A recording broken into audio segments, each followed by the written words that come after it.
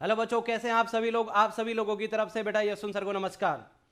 Organic chemistry के अंदर nomenclature topic के अंदर अपन आज डिस्कस करने जा रहे हैं आईयूपीएससी नॉमेनक्लेचर का फॉर्मेट क्या होने वाला है, उसका प्रारूप क्या होगा।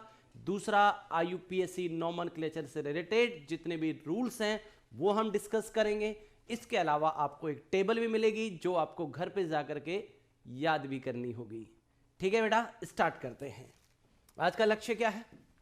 आज का उद्देश्य है फॉर्मेट ऑफ आईयूपीएससी नॉमेनक्लेचर, राइट। आईयूपीएससी नामकरण का प्रारूप, आईयूपीएससी नामकरण का प्रारूप, एक तो ये डिस्कस करना है। दूसरा, रूल्स डिस्कस करने क्या नियम है। इसके अलावा प्रीफिक्स और सफिक्स। प्रीफिक्स की हिंदी होती है पूर्व लगन, सफिक्स की हिंदी होती है बेटा अनुलगन।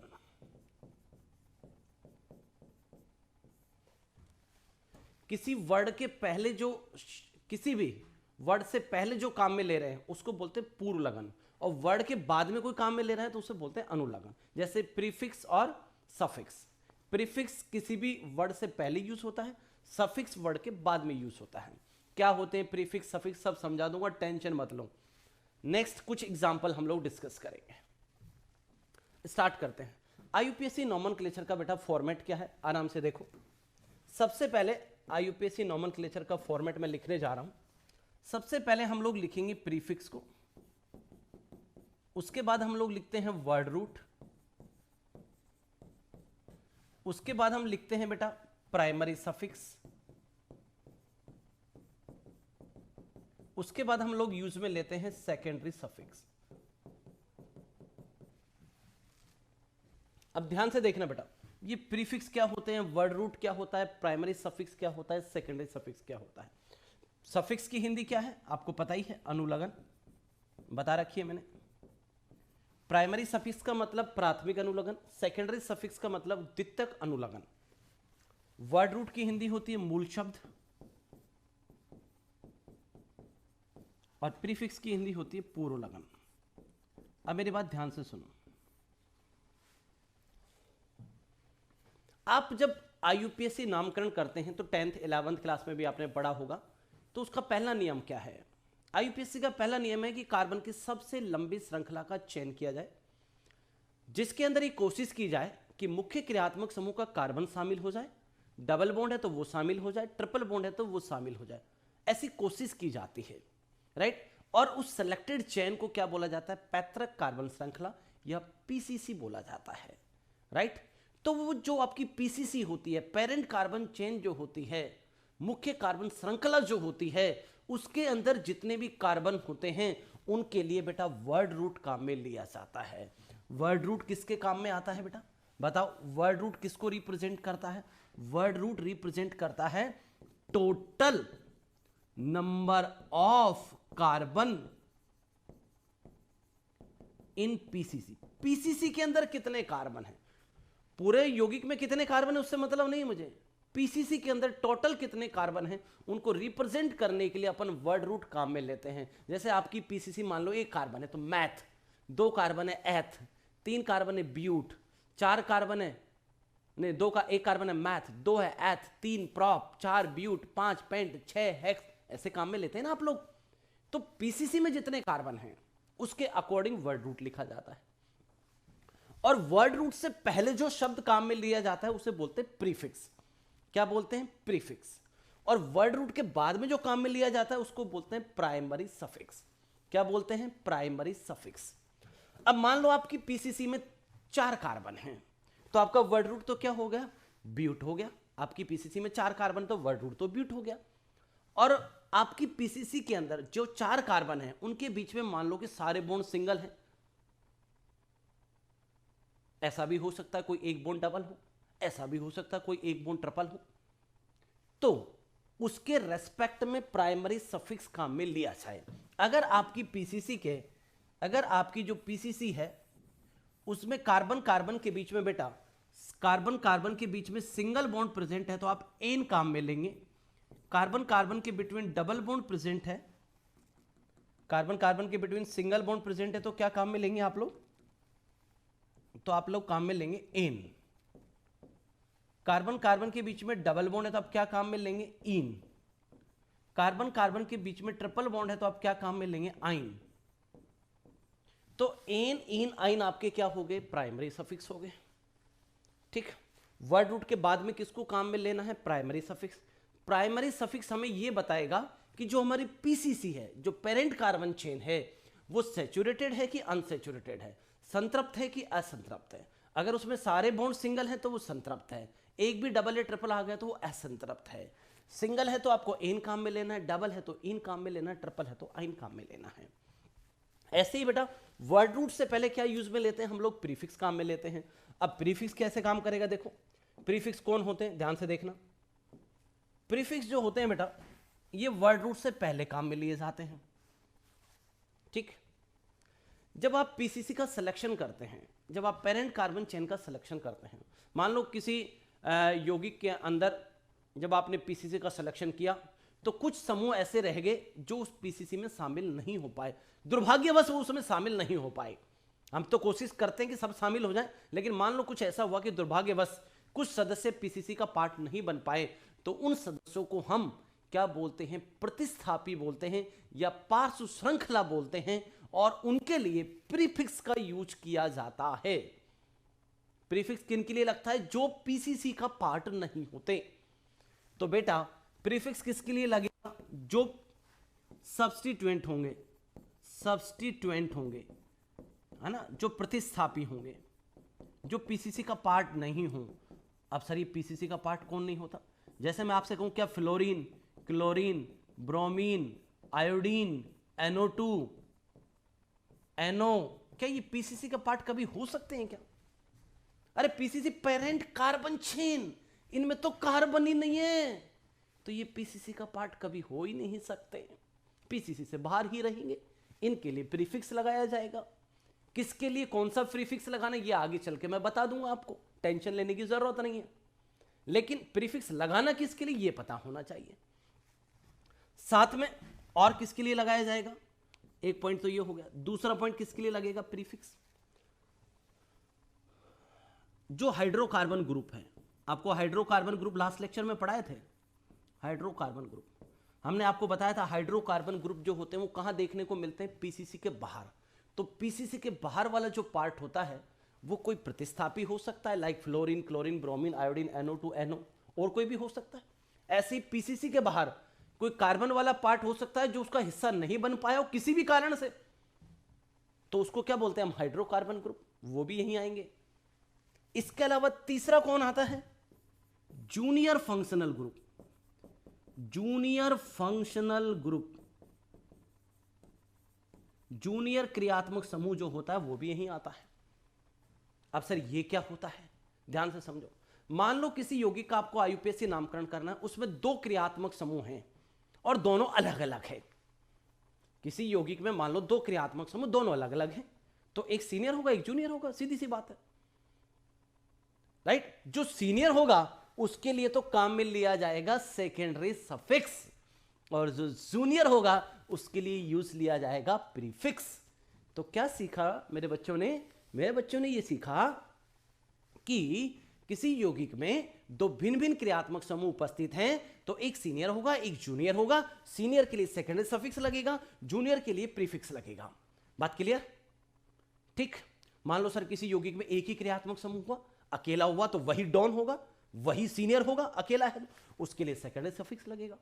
सर मान लो किसी यौगिक में दो क्रियात्मक समूह दोनों एक जैसे हुए, दोनों सेम हुए, तो फिर दोनों ही डॉन होंगे, दोनों ही सेम है तो दोनों के लिए सेकेंडरी सफिक्स लगा देंगे। लेकिन दो हैं, दोनों डिफरेंट हैं, तो एक को सीनियर एक को जूनियर बनाना पड़ेगा। जो सीनियर है उसके लिए सेकेंडरी सफिक्स लगेगा, जो जूनियर है उसके लिए प्रीफिक्स लगेगा। अब सर मुझे तो यही नहीं पता कौन सा सीनियर होता है कौन सा जूनियर होता है। इंतजार कर, वो मंजर भी आएगा, हम बताएंगे तब, टेंशन लेने की कोई जरूरत नहीं है। ठीक, तुझे यह पता होना चाहिए बेटा कि प्रीफिक्स किसके लिए लगाना है। यहां तक का मैटर क्लोज। आगे आ जा। अरे सब क्रिस्टल क्लियर हो जाएगा, तुम टेंशन मत लो बस। अब आ जाओ बेटा सेकेंडरी सफिक्स, ये किसके लिए लगता है? सेकेंडरी सफिक्स आपको काम में लेना है senior functional group. Senior functional group FG का मतलब समझ जाओगे, फंक्शनल ग्रुप। सीनियर बोल दो या मेन फंक्शनल ग्रुप भी बोल सकते हो। ये तो हमारा IUPAC नोमेनक्लेचर का सामान्य सा फॉर्मेट हुआ, ठीक है। वर्ड रूट पीसीसी में कितने कार्बन, टोटल से मतलब नहीं, पीसीसी में वर्ड रूट से पहले कौन लगेगा, प्रीफिक्स। प्रीफिक्स में कौन आते हैं, प्रतिस्थापी आते हैं, fluorine, chlorine, bromine, iodine, NO2, NO। ये कभी पीसीसी का पार्ट हो ही नहीं सकते क्योंकि इनमें कार्बन ही नहीं है। इसके अलावा हाइड्रोकार्बन ग्रुप आते हैं। कुछ ऐसे समूह होते हैं जो दुर्भाग्यवश पीसीसी का पार्ट नहीं बन पाते, जैसे मिथाइल, इथाइल, प्रोपाइल, वो सब यहां आएंगे। ऐसे ही किसी यौगिक में दो क्रियात्मक समूह हैं, दोनों अलग अलग है, तो एक सीनियर होगा एक जूनियर होगा। जूनियर के लिए प्रीफिक्स लगाया जाएगा, सीनियर के लिए सेकेंडरी सफिक्स लगेगा। और प्राइमरी सफिक्स किसके लिए लगेगा, पीसीसी के अंदर कार्बन कार्बन के बीच में सिंगल बॉन्ड है तो इन, डबल बॉन्ड है इन, ट्रिपल बॉन्ड है आइन। अब देखते हैं बेटा वर्ड रूट कैसे डिजाइन किया जाए। अगर हम वर्ड रूट की बात करें तो वर्ड रूट जो है पीसीसी के अंदर जो टोटल कार्बन है उसके अकॉर्डिंग दिया जाता है। कंपाउंड में कितने कार्बन है इससे कोई मतलब नहीं है, पीसीसी में कितने कार्बन है, राइट। वर्ड रूट किसके अकॉर्डिंग दिया जाता है बेटा, according to number of carbon atom in PCC. PCC के अंदर कितने कार्बन एटम है,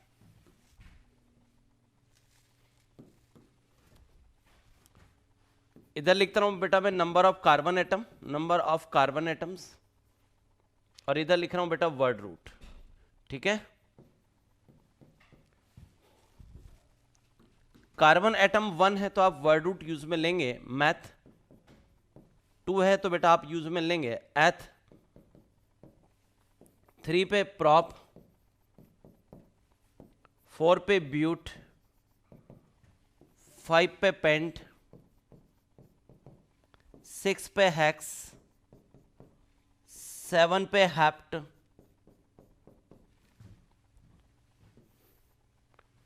8 कार्बन पे ऑक्ट,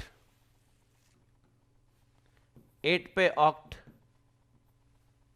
9 पे नॉन, 10 पे डेक, 11 अनडेक, 12 डूडेक, 13 ट्राइडेक,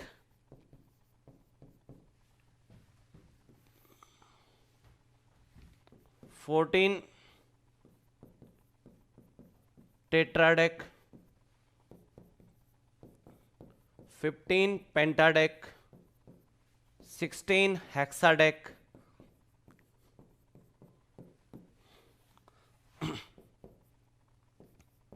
17 हेप्टाडेक, 18 ऑक्टाडेक, 19 नोनाडेक, 20 आइकोस। इस तरीके से अपन ने बेटा नंबर ऑफ कार्बन एटम के लिए स्पेसिफिक वर्ड रूट्स को समझ लिया है। अब पीसीसी में मान लो आपके में 6 कार्बन है तो आपको सिंपल सा कंसेप्ट है, हेक्स काम में लेना, 5 है तो पेंट काम में लेना है। तो ये वर्ड रूट बेटा आपको ध्यान रखने हैं, ठीक है। इसके बाद हम आते हैं आईयूपीएसी के रूल्स क्या हैं। तो आईयूपीएसी का सबसे पहला रूल जो है वो ये कहता है कि आपको कार्बन की सबसे लंबी श्रृंखला का चयन करना है, लेकिन सबसे लंबी श्रृंखला कोई जिद भी नहीं है, राइट। कोई जिद नहीं है कि सबसे लंबी श्रृंखला ही मुझे चाहिए। अब मेरा स्टेटमेंट ध्यान से सुनना। आईयूपीएसी का पहला रूल कहता है कार्बन की सबसे लंबी श्रृंखला का चयन करने का उचित प्रयास करेंगे, वादा नहीं किया है, प्रयास करेंगे। साथ ही मुख्य क्रियात्मक समूह के कार्बन को, डबल बॉन्ड को और ट्रिपल बॉन्ड को पीसीसी में शामिल करने की कोशिश भी करेंगे अगर संभव हो पाया तो। भले ही पीसीसी हमारी, भले ही हमारी मेन कार्बन चेन, भले ही हमारी प्रिंसिपल कार्बन चेन छोटी क्यों ना बन जाए, लेकिन मुख्य क्रियात्मक समूह का carbon, double bond, triple bond उसमें शामिल होने चाहिए, उसके पार्ट बनने चाहिए, ऐसी हमें कोशिश करनी है। तो रूल नंबर फर्स्ट क्या है बेटा,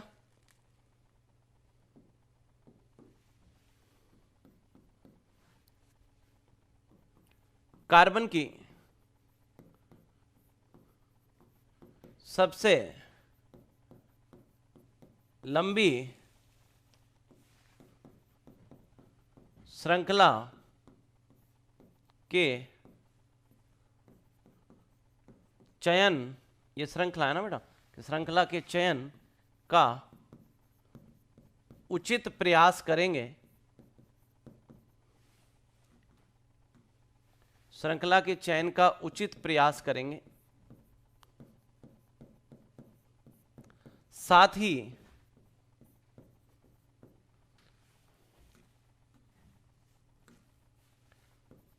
ही मेन फंक्शनल ग्रुप, मुख्य क्रियात्मक समूह,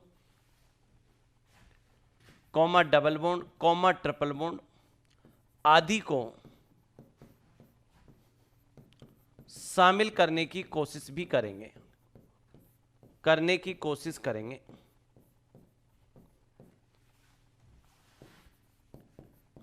करेंगे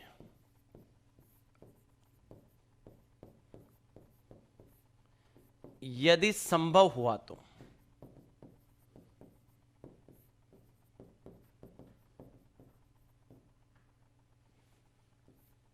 यदि संभव हो सका हम ऐसी कोशिश करेंगे कि सबसे लंबी श्रृंखला का चयन हो जाए, उसमें मुख्य क्रियात्मक समूह का कार्बन भी आ जाए, डबल बॉन्ड भी शामिल हो जाए, ट्रिपल बॉन्ड भी शामिल हो जाए, बट जिद नहीं है, ऐसी कोशिश रहेंगी। दूसरा, चयन की गई कार्बन श्रृंखला को, चयन की गई कार्बन श्रृंखला को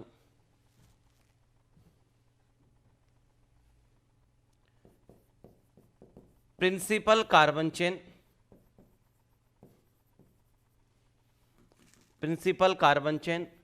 ऑब्लिक पेरेंट कार्बन चेन,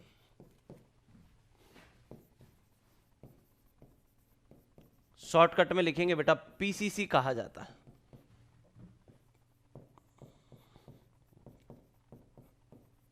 ठीक है। तीसरा पॉइंट,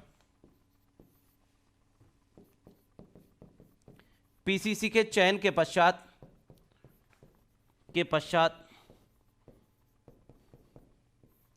शेष बचे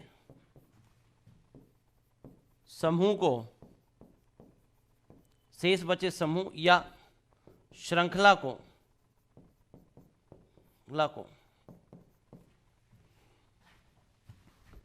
प्रतिस्थापी या पार्श्व श्रृंखला कहते हैं।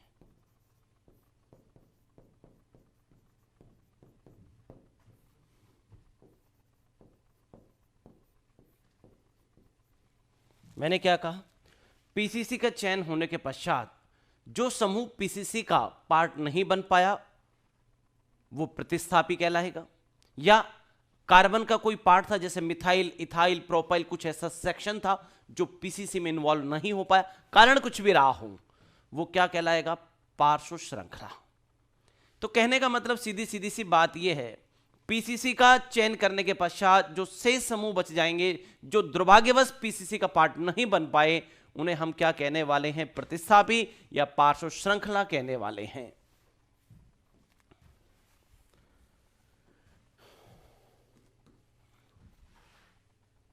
फोर्थ पॉइंट, यदि पीसीसी एक समान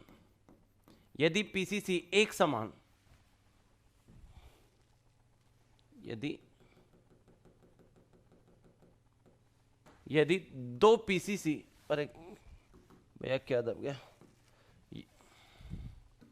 यदि दो पीसीसी एक समान लंबाई की प्राप्त होती हैं, यदि दो पीसीसी एक समान लंबाई की प्राप्त होती हैं, यदि दो पीसीसी एक समान लंबाई की प्राप्त होती हैं, तो उस पीसीसी का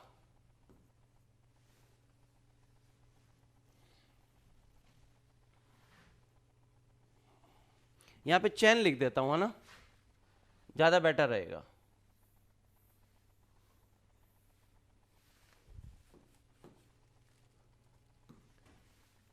यदि दो चेन एक समान लंबाई की प्राप्त होती हैं तो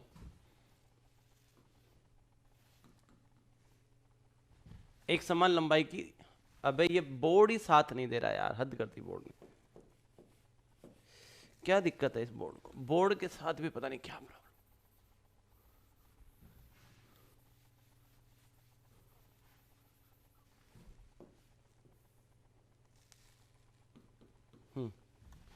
यदि यदि दो चेन एक समान लंबाई की प्राप्त होती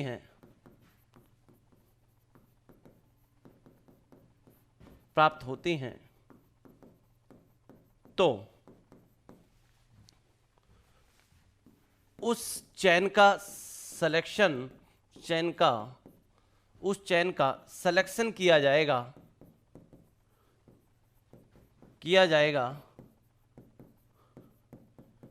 जिसमें प्रतिस्थापी अधिक लगे हों।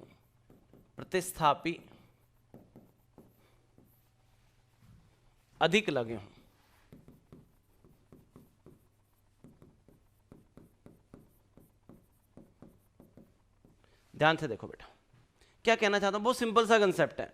आपके पास दो चेन एक जैसी लंबाई की प्राप्त हो रही हैं, तो ये हमारी ड्यूटी बनती है कि हम उस चेन का सिलेक्शन करेंगे पीसीसी के रूप में जिस चेन के साथ ज्यादा से ज्यादा प्रतिस्थापी जुड़े हुए होंगे। लेकिन ये बात तभी लगानी है जब दोनों चेन एक समान लंबाई की प्राप्त हो रही हों। इस वाले एग्जाम्पल के अंदर आ जाओ बेटा। इस वाले एग्जाम्पल में देखो, अगर मैं इसको पीसीसी बनाता हूं तो कितने कार्बन की बनेगी बेटा? 1 2 3 4 5 कार्बन की पीसीसी बनेगी। दो समूह शेष रह जाएंगे जिनको आप क्या कहेंगे? प्रतिस्थापी। तो ये पीसीसी कितने कार्बन की बनी? 5 की। प्रतिस्थापी कितने आए? 2। अगर 1 मिनट के लिए आप ये मान लीजिए मैं इसको पीसीसी बना देता 1 2 3 4 5, तो भी 5 कार्बन की पीसीसी बनती। प्रतिस्थापी कितने बचते? 1 और 1 2। अगर मैं इसको पीसीसी बना देता 1 मिनट के लिए, ध्यान से देखो बेटा, अगर मैं इसको पीसीसी बना देता 5 कार्बन की बनती, ये भी 1 2 3 4 5, तो फिर एक प्रतिस्थापी ये वाला बच जाता, एक ये बच जाता। तो अल्टीमेटली हो क्या रहा है?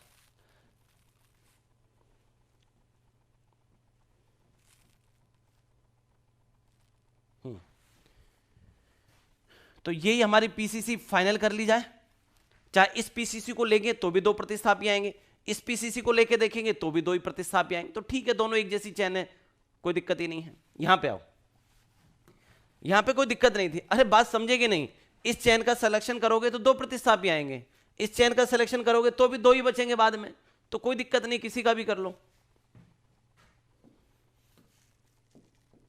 अगर आप इसको एज ए पीसीसी कंसिडर करते हैं 1 2 3 4 5, अगर ये 5 कार्बन की आपकी पीसीसी बनती है तो number of carbon in PCC में कितने कार्बन होंगे? 1 2 3 4 5 बनेंगे, ठीक है। और प्रतिस्थापी कितने बचेंगे? 1 और 1 2। सब्स्टिट्यूएंट कितने बचेंगे? 2, ठीक है। सब्स्टिट्यूएंट कितने बचेंगे बेटा? 2। अब इस एग्जांपल को मैं दोबारा से लिखता हूं, सेम एग्जांपल को। ये एग्जांपल है बेटा। अब मैं ये कह रहा हूं कि अगर मैं इसको पीसीसी बना दूं, कितने कार्बन की बनेगी? 1 2 3 4 5। पीसीसी कितने कार्बन की बनेगी? 5। 1 2 3 4 5। Number of carbon in PCC, अगर इसको पीसीसी बनाते हैं तो कार्बन कितने आते हैं? 5। और सब्स्टिट्यूएंट यानी कि प्रतिस्थापी, सब्स्टिट्यूएंट कितने आएंगे बेटा? 1 2 3। 3 समूह शेष बचेंगे, 1 2 3, सब्स्टिट्यूएंट 3। तो दोनों में यहां पे भी 5 कार्बन की चेन बन रही है लेकिन 2 प्रतिस्थापी आ रहे हैं। अगर इसका चयन करता हूं तो 5 कार्बन की बनती है लेकिन 3 प्रतिस्थापी आते हैं। तो जब 2 चेन एक समान लंबाई की प्राप्त होती हैं तो उस श्रृंखला का चयन एज ए पीसीसी किया जाएगा जिससे ज्यादा प्रतिस्थापी लगे हुए होंगे। तो बेटा आंसर आपके पास आ चुका है, ये करेक्ट है, ये रॉन्ग है, ये सही है। नेक्स्ट देखो, इस एग्जाम्पल के अंदर आपको सिर्फ पीसीसी का सिलेक्शन करना है, नाम नहीं लिखना भी, सिर्फ पीसीसी का सिलेक्शन करके बताना है। यहां पर एक फंक्शनल ग्रुप लगा हुआ है OH, ठीक है। तो पहला रूल क्या कहता है, कार्बन की सबसे लंबी श्रृंखला का चयन करना है और उसमें मुख्य क्रियात्मक समूह के कार्बन को भी शामिल करना है, डबल को भी, ट्रिपल को भी, अगर संभव हुआ तो। अब दुर्भाग्यवश ये क्रियात्मक समूह है OH, लेकिन क्या हुआ, इस क्रियात्मक समूह के पास कोई कार्बन ही नहीं है। ऐसे फंक्शनल ग्रुप भी तो होते हैं जिनके पास कार्बन नहीं होता, कोई जरूरी थोड़ी है कि सभी फंक्शनल ग्रुप के पास कार्बन होता है। तो OH फंक्शनल ग्रुप है और अकेला फंक्शनल ग्रुप है इस कंपाउंड के अंदर, इस पूरे कंपाउंड में एक ही फंक्शनल ग्रुप है OH। तो जब अकेला होगा तो ये अपने आप में पावरफुल भी होगा, डोमिनेटिंग भी होगा, मेन भी होगा। मैं कहूं यही सीनियर है, यही मेन है, जो कुछ है यही है इस टाइम। तो मुझे इसके कार्बन को पीसीसी में शामिल करना चाहिए, लेकिन इसके पास तो कार्बन ही नहीं है इस फंक्शनल ग्रुप के। भाई इस फंक्शनल ग्रुप के पास कार्बन ही नहीं, तो क्या करूं, इसके पास से होके निकलूंगा। कहां से निकलूंगा, इसके पास से होकर के इसको सीनियर जैसा एहसास दिलाऊंगा कि भैया तू ये मेन, जो कुछ है तुम ही हो, उसका एहसास इसको दिलवाना है, इसके पास से होके निकलना है। तो भैया पीसीसी का सिलेक्शन किया गया, ये लीजिए, ये आपकी पीसीसी बन गई। कितने कार्बन की बनी, 1 2 3 4 5, 5 कार्बन की बनी। सर ना ऐसी वाली बना लेता, 1 2 3 4 5 6 की बन जाती, बड़ी बन जाती, बड़ी। अब तो 5 की बनी, लेकिन नादान इसमें डबल बॉन्ड भी तो शामिल हो गया। सर मैं ऐसा करूं क्या, 1 2 3 4 5 6 7 8, 8 की सीधी सीधी बना देता, फिर फंक्शनल ग्रुप का ध्यान कौन रखता। श्रृंखला सबसे बड़ी चाहिए, ये जिद नहीं है। मुख्य क्रियात्मक समूह जो मेन फंक्शनल ग्रुप है उस कंपाउंड के अंदर, उसका ध्यान रखा जाए, उसको सीनियर जैसा एहसास दिलाया जाए। अगर उसके पास कार्बन है तो उसके कार्बन को पीसीसी में शामिल किया जाए, भले ही श्रृंखला छोटी हो जाए। नेक्स्ट पे आओ, मुझे इसके अंदर पीसीसी का सिलेक्शन करना है। चलो भाई 1 2 3 4 5 6 7, 7 कार्बन की पीसीसी बनेगी। क्रियात्मक समूह कोई नहीं है इसके अंदर, 7 कार्बन की पीसीसी बना दी। प्रतिस्थापी कितने, 1 2 3 4। अगर ये 7 कार्बन की बनती है पीसीसी, अगर इसको पीसीसी बनाता हूं तो 1 2 3 4 प्रतिस्थापी बचते हैं, राइट। चलो इसको पीसीसी बनाते हैं तो 1 2 3 4 5 6 7, तो भी 7 कार्बन की बन जाएगी। अब कितने प्रतिस्थापी बचेंगे, 1 2, ये पूरा एक 3 और एक 4, 1 2 और ये पूरा एक 3 और एक 4, 4 ही प्रतिस्थापी बचेंगे। पिछले वाली में भी 7 कार्बन आ रहे थे, 4 प्रतिस्थापी आ रहे थे, अभी भी 7 कार्बन आ रहे हैं, 4 प्रतिस्थापी आ रहे हैं। और कोई ऑप्शन, अगर इसको पीसीसी बनाया जाए तो 1 2 3 4 5 6 7, अगर इसको 7 कार्बन की पीसीसी बनाया जाए, प्रतिस्थापी कितने बचेंगे, 1 2 3 4 5। मजा आ गया आपकी बार। अगर एक समान लंबाई की 2 या 2 से ज्यादा चयन प्राप्त हो रहे हैं तो उस श्रृंखला का चयन किया जाए जिसमें ज्यादा प्रतिस्थापी लगे हों। तो बेटा नंबर ऑफ कार्बन कितने आ रहे हैं, number of carbon in PCC बताओ, 7। बाकी में भी 7 ही आ रहे थे। और प्रतिस्थापी कितने आ रहे हैं, सब्स्टिट्यूएंट कितने आ रहे हैं, 1 2 3 4 5। तो इसका मतलब ये वाली पीसीसी का सिलेक्शन जो किया गया सही किया गया।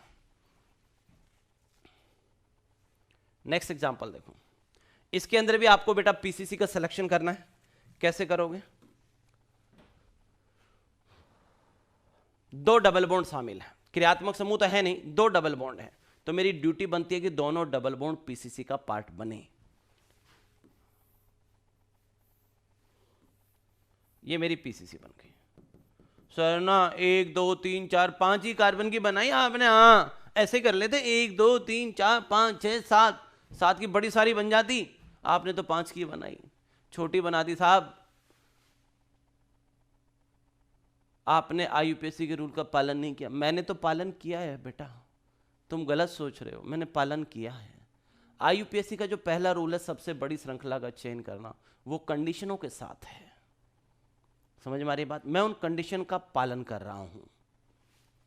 डबल बॉन्ड को शामिल करना था, भले ही श्रृंखला छोटी हो जाए। इसमें आओ, इस कंपाउंड के अंदर बेटा एक फंक्शनल ग्रुप लगा है COOH। आगे चल के मैं आपको बताऊंगा कौन कौन से फंक्शनल ग्रुप होते हैं। जब तक आपको नहीं बताया जाए, अब मैं कह रहा हूं कि ये फंक्शनल ग्रुप है तो आप मान लें कि COOH एक फंक्शनल ग्रुप है और एक डबल बॉन्ड भी है इस कंपाउंड के अंदर। तो मेरी ड्यूटी क्या बनती है कि इस फंक्शनल ग्रुप के कार्बन को, फंक्शनल ग्रुप है COOH, इसके पास कार्बन भी है, इसके कार्बन को और डबल बॉन्ड को दोनों को PCC में शामिल कर लिया जाए। कैसे करेंगे ध्यान से देखो।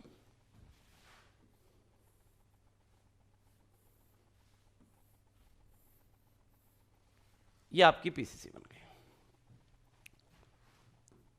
कितने कार्बन की बनी है PCC? 1 2 3 4 5 6, 6 की बनी है।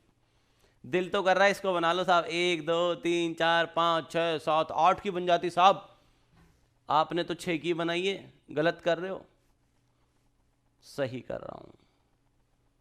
मुख्य क्रियात्मक समूह के कार्बन को, डबल बॉन्ड को, दोनों को शामिल किया गया है। सेकंड रूल आता है नंबरिंग। PCC का अंकन कैसे किया जाए? रूल सेकंड, PCC की नंबरिंग क्या? चयन करना तो सीख लिया, अब नंबरिंग पे आते हैं। PCC का अंकन इस प्रकार से किया जाता है,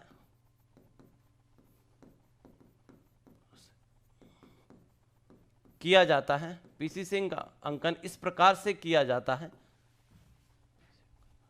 है कि मेन फंक्शनल ग्रुप को न्यूनतम अंक प्राप्त हो।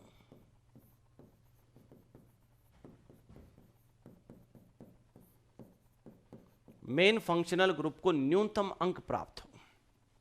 ठीक है, तो हमारी पहली प्रायोरिटी क्या रहेगी कि मेन फंक्शनल ग्रुप को न्यूनतम अंक मिलना चाहिए। नंबरिंग किधर से करेंगे? मेन फंक्शनल ग्रुप की तरफ से, उसको न्यूनतम अंक देना है। उसके बाद नंबर आएगा डबल बॉन्ड, उसके बाद नंबर आएगा ट्रिपल बॉन्ड, और सबसे लास्ट में नंबर आएगा सब्स्टिट्यूएंट का। सब्स्टिट्यूएंट का मतलब जानते हो ना सब? प्रतिस्थापी। सब्स्टिट्यूएंट प्रतिस्थापी, सबसे लास्ट नंबर है उसका।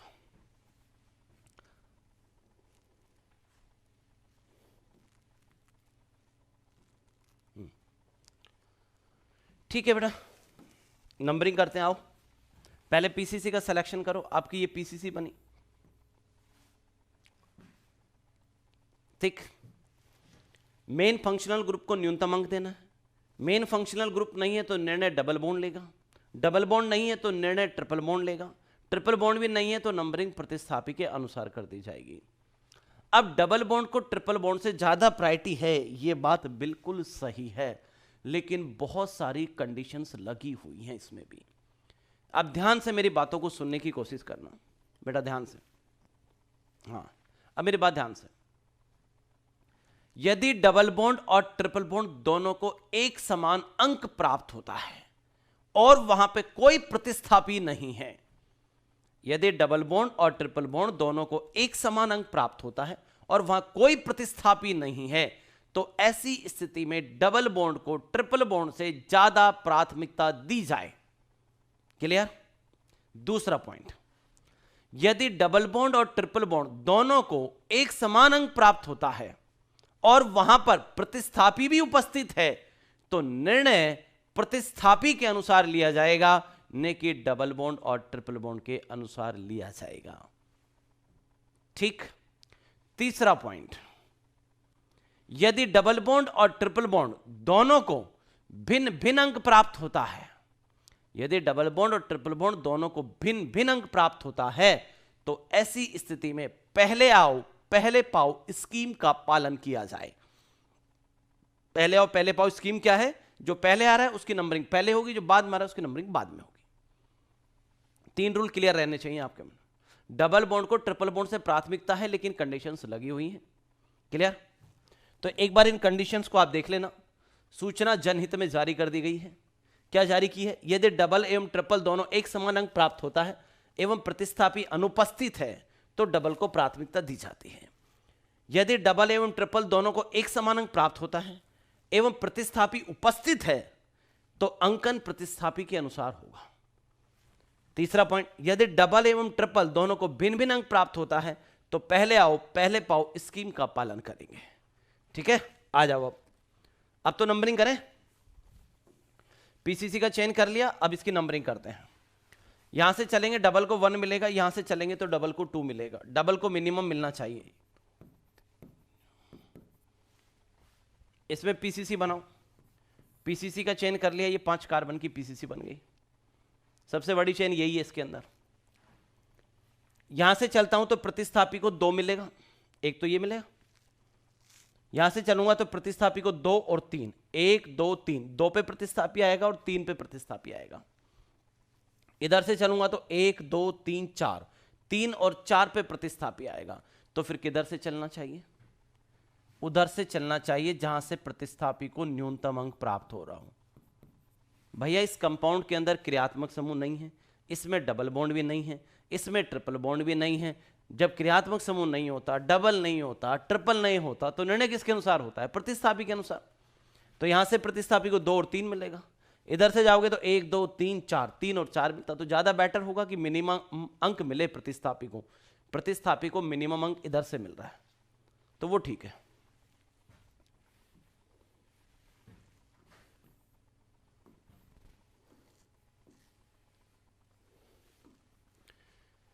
नेक्स्ट एग्जांपल देखो बेटा। यह आपने पीसीसी बना ली। इसमें डबल बॉन्ड को कितना अंक प्राप्त हो रहा है? 1। इधर से चलूंगा तो डबल को क्या मिलेगा? 1। चाहे राइट से लेफ्ट आओ, चाहे लेफ्ट से राइट जाओ, डबल बॉन्ड को तो 1 ही मिलेगा। यहां से भी 1 ही मिलेगा और यहां से चलोगे तो भी 1 ही मिलेगा। लेकिन यहां पे सब्स्टिट्यूएंट लगा हुआ है। 1 2 3, 3 पे सब्स्टिट्यूएंट आ जाएगा, 3 पे प्रतिस्थापी आएगा। 1 2 3 4, 4 पे प्रतिस्थापी आएगा। तो ज्यादा बेटर होगा कि प्रतिस्थापी को कम अंक मिले।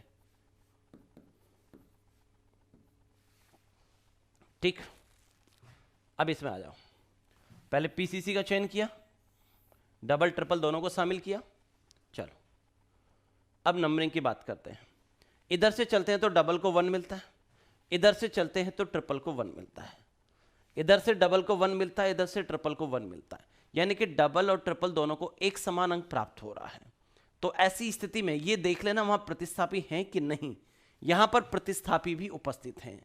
जब डबल और ट्रिपल दोनों को एक समान अंक प्राप्त होता हो और वहां प्रतिस्थापी भी उपस्थित हो तो निर्णय प्रतिस्थापी के अनुसार होता है। तो बेटा नंबरिंग किधर से होगी? जिधर से प्रतिस्थापी को न्यूनतम मिले। 1 2 3, 3 पे प्रतिस्थापी आएगा। 1 2 3 4, इधर से आऊंगा तो 4 पे आएगा। तो ये बेटर है।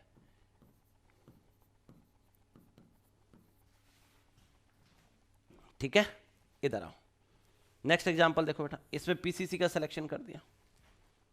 यहां से चलूंगा, लेफ्ट से चलूंगा तो डबल को 1 मिलेगा, इधर से चलूंगा ट्रिपल को 1 मिलेगा। दोनों साइड से डबल और ट्रिपल को एक समान अंक प्राप्त हो रहा है। दोनों साइड से डबल ट्रिपल को एक समान अंक प्राप्त हो रहा है। ठीक, अब यहां पे कोई प्रतिस्थापी लगा है क्या? नहीं लगा हुआ। तो इसका मतलब जब डबल और ट्रिपल दोनों को एक समान अंक प्राप्त होता है और प्रतिस्थापी भी नहीं होता तो प्राथमिकता डबल बॉन्ड को दी जाती है। 1 2 3 4। नेक्स्ट केस में आ जाओ बेटा। ये आपकी पीसीसी हो गई। पीसीसी का चयन कर लिया। पीसीसी का चयन होने के पश्चात इसकी नंबरिंग की जाए। नंबरिंग किधर से करेंगे? जहां से क्रियात्मक समूह को न्यूनतम मिले। क्रियात्मक समूह नहीं है। डबल बॉन्ड को न्यूनतम मिले, डबल बॉन्ड भी नहीं है, ट्रिपल बॉन्ड भी नहीं है। तो निर्णय कौन करेगा? प्रतिस्थापी। तो बेटा प्रतिस्थापी को न्यूनतम अंक मिलेगा इधर से 1 2 3 4। ठीक है, इसमें आ जाओ बेटा। यह आपने पीसीसी बना ली। क्रियात्मक समूह भी नहीं है, डबल भी नहीं है, ट्रिपल भी नहीं है, ओनली प्रतिस्थापी है। तो निर्णय किसके अनुसार करेंगे? प्रतिस्थापी के अनुसार।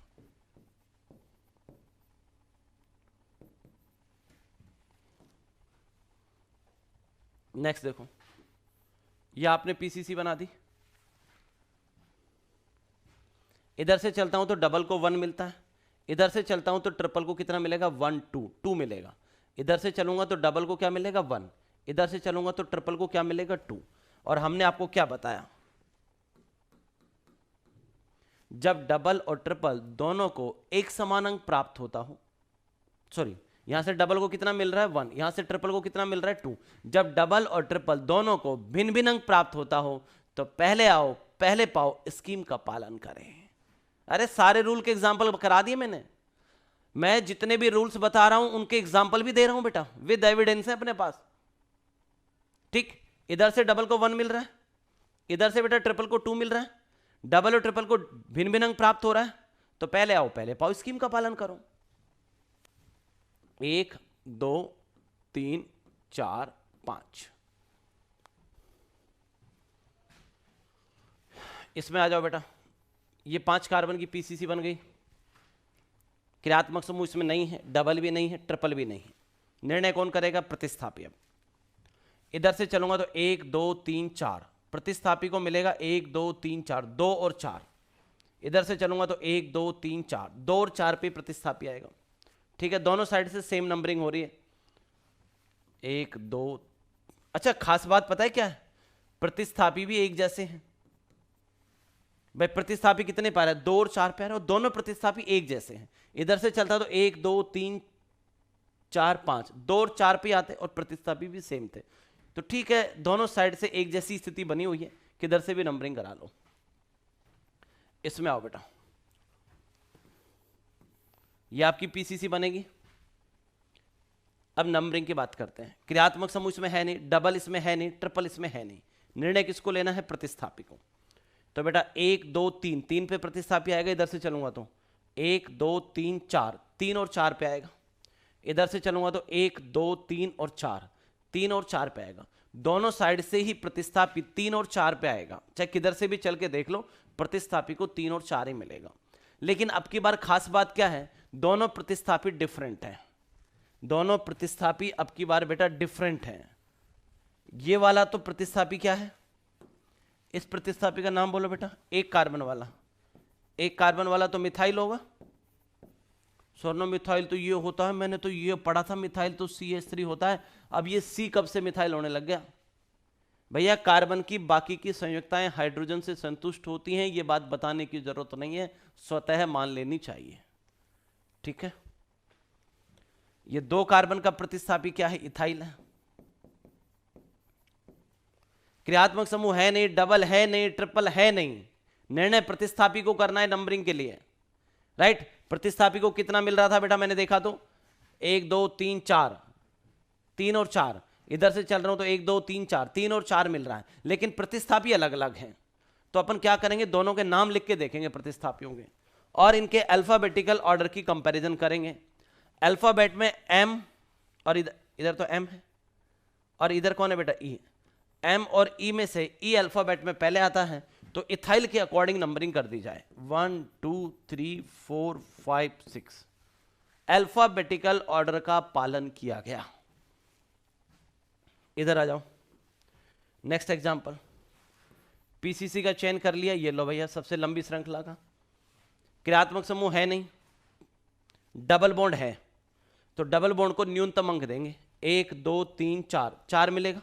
इधर से चलूंगा तो 1 2 3 4, इधर से जाओगे तो भी डबल बॉन्ड को 4 मिलेगा, इधर से आओगे तो भी डबल बॉन्ड को 4 मिलेगा। तो डबल बॉन्ड के तो कोई फर्क ही नहीं पड़ रहा, दोनों साइड से एक समान अंक प्राप्त कर रहा है। अब हम किसके ऊपर निर्भर रहेंगे? प्रतिस्थापी के ऊपर।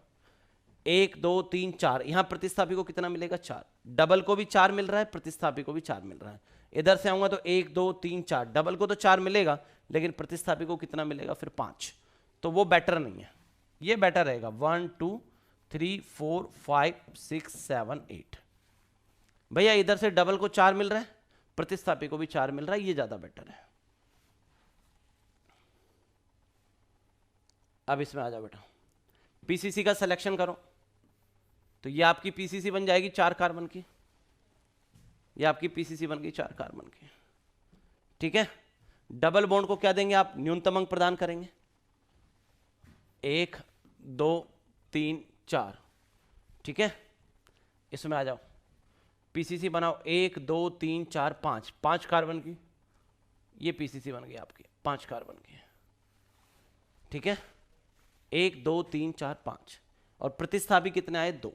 सर मैं तो ये बना लेता 1 2 3 4 5, इसको भी तो बना सकता था 5 कार्बन की, लेकिन फिर प्रतिस्थापी एक ही बचता बेटा। जब एक समान लंबाई की चेन आ जाती है तो उसका चयन किया जाता है जिसमें प्रतिस्थापी ज्यादा आ रहे हो। सिखा रखा है ना। तो पीसीसी तो यही बनेगी बेटा। डबल बॉन्ड को न्यूनतम अंक तो 1 2 3 4 5। इधर आ जाओ बेटा, पीसीसी का सिलेक्शन करो, डबल और ट्रिपल दोनों को शामिल कर लो, डबल को भी शामिल कर लो, ट्रिपल को भी शामिल कर लो। ठीक है, यहां से चलेंगे तो डबल को 1 मिल रहा है, ठीक है, यहां से चल रहे हैं तो ट्रिपल को 1 मिल रहा है। भाई यहां से डबल को 1 मिलता है, यहां से चलूंगा ट्रिपल को 1। डबल और ट्रिपल दोनों को एक समान अंक प्राप्त हो रहा है। अब देखना पड़ेगा प्रतिस्थापी है कि नहीं। यहां पर प्रतिस्थापी भी बचे हुए हैं। जब डबल और ट्रिपल दोनों को एक समान अंक प्राप्त होता है और वहां प्रतिस्थापी भी उपस्थित होता है तो निर्णय प्रतिस्थापी के अनुसार लिया जाता है। तो इधर से चलेंगे तो प्रतिस्थापी को कितना मिलेगा, 1 2 3, 3 पे प्रतिस्थापी आएगा, इधर से 1 2 3 4 पे आएगा।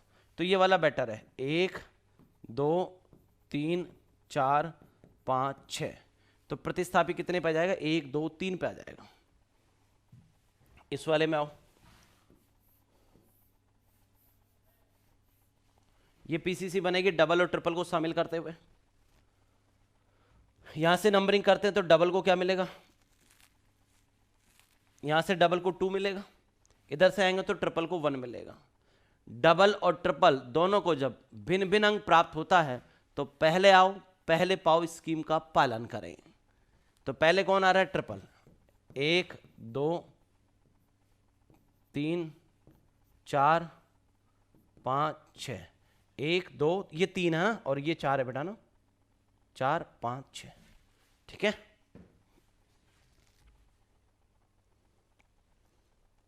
देखो यहां पे क्रियात्मक समूह उपस्थित है बेटा, कीटोन। कीटोन एक फंक्शनल ग्रुप है, यहां पे उपस्थित है, और एल्कीन भी उपस्थित है, डबल बॉन्ड है। तो अपने को कीटोन का कार्बन, क्रियात्मक समूह का कार्बन और डबल बॉन्ड दोनों को पीसीसी में शामिल करना है। रटना बिल्कुल नहीं है, सारी चीजें समझ करके हो जाती है बेटा। ऑर्गेनिक केमिस्ट्री से मोहब्बत तो मैं करा दूंगा, ऐसा तो मेरा आपसे वादा है। कोई ये कहता है ना मुझे ऑर्गेनिक केमिस्ट्री से बड़ा डर लगता है, ये मेरा वादा है, एग्जाम से पहले तुम्हें मोहब्बत करा दूंगा उससे मैं। बस तुम मुझ पर ट्रस्ट करो, मेरी जिम्मेदारी है, नैतिक जिम्मेदारी बनती है कि मैं आपको आपके लक्ष्य तक पहुंचाऊं, आपको किसी भी प्रकार की समस्या नहीं आने दूं। चाहे आप किस पीडब्ल्यू का मॉड्यूल सॉल्व करें, चाहे आप दुनिया की किसी भी इंस्टीट्यूट की सीट को, मॉड्यूल को सॉल्व कर देखें, आपको कोई समस्या नहीं आनी चाहिए।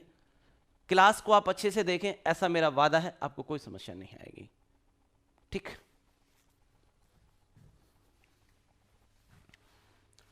यहां पे बेटा 2 डबल बॉन्ड है, एक डबल बॉन्ड ये, एक डबल बॉन्ड ये, दोनों को शामिल करते हुए पीसीसी का चयन कर दीजिए। ठीक है, अब नंबरिंग करेंगे तो 1 2 3 4 5, डबल को 1 1 2 3 4, डबल को 1 और 4 मिलेगा। इधर से चलूंगा तो 1 2 3 4, डबल को 1 और 4 मिलेगा। डबल को तो किधर से भी चल लो 1 और 4 ही नंबर मिल रहा है। अब ये देखना पड़ेगा कोई प्रतिस्थापी तो नहीं लगा हुआ है, 2 प्रतिस्थापी लगे हुए हैं। इधर से चलूं तो प्रतिस्थापी को 1 2 3 4, 2 और 4 पे प्रतिस्थापी आएगा। इधर से चलूं तो 1 2 3 4, 2 और 4 पे प्रतिस्थापी आएगा। प्रतिस्थापियों की पोजीशन भी सेम आ रही है, लेकिन प्रतिस्थापी दोनों डिफरेंट हैं। ये इथाइल है और ये मिथाइल है। सर ये मिथाइल कहां से दिखता है, अरे एक कार्बन का प्रतिस्थापी मिथाइल होगा, 2 कार्बन वाला इथाइल होगा। ये इथाइल है और ये मिथाइल है प्रतिस्थापी। तो दोनों प्रतिस्थापी भिन्न भिन्न हैं, ये इथाइल है बेटा और ये मिथाइल है। तो अल्फाबेटिकल ऑर्डर का पालन करना पड़ेगा। ये इथाइल का ई, मिथाइल का एम। तो बेटा जिधर इथाइल आ रहा है उधर से नंबरिंग होगी, 1 2 1 2 3 4 5। समझ में आ गई क्या बात भैया? डबल को तो दोनों ही केस में 1 और 4 मिल रहा था, चाहे इधर से जाओ चाहे उधर से आओ। प्रतिस्थापियों को कितना मिल रहा था, 2 और 4 मिल रहा, चाहे इधर से आओ चाहे इधर से जाओ, क्या फर्क पड़ रहा था? लेकिन प्रतिस्थापी एक जैसे नहीं थे, अलग अलग थे। जब डिफरेंट सब्स्टिट्यूएंट प्रेजेंट होते हैं तो अल्फाबेटिकल ऑर्डर को फॉलो करते हैं। इधर आ जाओ बेटा, इस केस में देखो ये बेटा CH2 होगा,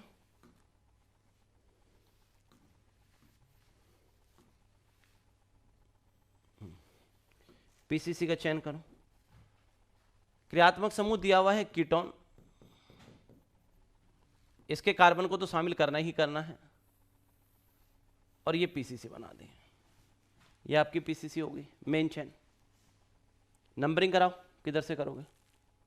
अच्छा, इसकी नंबरिंग नहीं करी क्या अपन ने? ऊपर वाले की नंबरिंग तो करी नहीं यार, इसकी नंबरिंग करना भूल गए अपन, है ना? 1 2 3 4 5 6 7।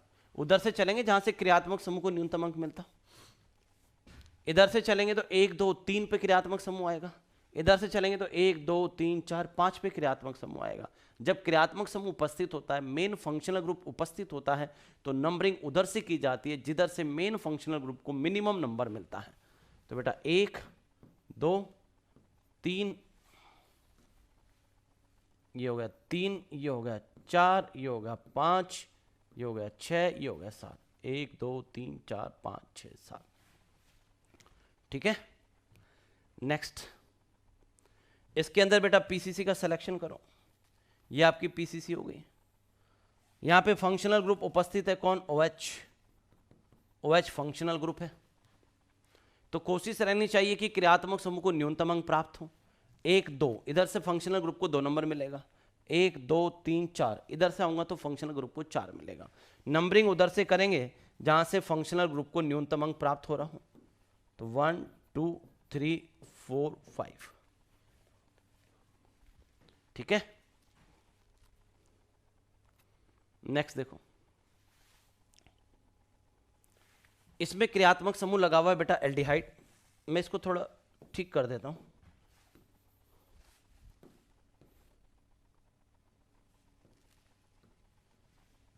यहां क्रियात्मक समूह लगा हुआ है एल्डिहाइड। ठीक है, एल्डिहाइड एक फंक्शनल ग्रुप है बेटा। एल्डिहाइड क्या होता है? फंक्शनल ग्रुप होता है। आगे चल के आपको लिस्ट मिल जाएगी, चिंता ना करें। तो मेरी ड्यूटी बनती है कि इसके कार्बन को लेते हुए पीसीसी का सिलेक्शन करूं, डबल बॉन्ड उपस्थित है उसको भी शामिल करूं, तो बेटा पीसीसी ये बन जाएगी, ये पीसीसी बनेगी। ठीक है, नंबरिंग करो। क्रियात्मक समूह को न्यूनतम अंक दोगे, 1 2 3 4 5। ठीक है,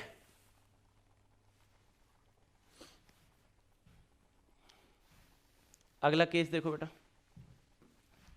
अगले वाले केस में बेटा यहां पे भी एक क्रियात्मक समूह लगा हुआ है। ये है COOR, इसको बोलते हैं एस्टर। ये क्रियात्मक समूह लगा हुआ है, ध्यान से देखना बेटा। कार्बन और ऑक्सीजन के बीच में double bond, C double bond O हो गया, फिर एक ऑक्सीजन लगा हुआ है, फिर ये एक ग्रुप लगा है जिसको मैंने यहां R से लिख दिया है। इस ग्रुप को मैं किससे लिख रहा हूं बेटा? R से। ये किसकी पहचान है? एस्टर की पहचान है।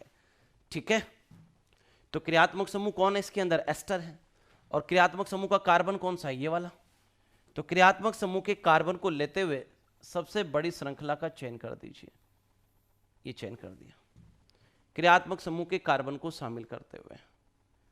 ठीक है, नंबरिंग करो, 1 2 3 4 5। क्रियात्मक समूह को न्यूनतम अंक दिया जाए, न्यूनतम अंक दे दिया। सर मैं यहां से चालू हो जाऊं क्या? तो बीच में ऑक्सीजन नहीं आएगा क्या? क्रियात्मक समूह के कार्बन से चालू होना होता है, और नंबरिंग जो होती है वो पीसीसी की होती है। किसकी होती है? पीसीसी की। इसमें आ जाओ बेटा, यहां पे भी एक क्रियात्मक समूह है नीचे वाले कंपाउंड में, और वो क्रियात्मक समूह कौन सा है बेटा? CONN। ये है बेटा 3 डिग्री अमाइड। क्या है? 3 डिग्री अमाइड। ये क्रियात्मक समूह है 3 डिग्री अमाइड। तो देखना बेटा, C डबल बॉन्ड O है, N है, और उससे 2 ग्रुप लगे हुए हैं, तो इसको क्या बोलते हैं? 3 डिग्री अमाइड बोलते हैं। तो पीसीसी का चयन करो क्रियात्मक समूह के कार्बन को शामिल करते हुए।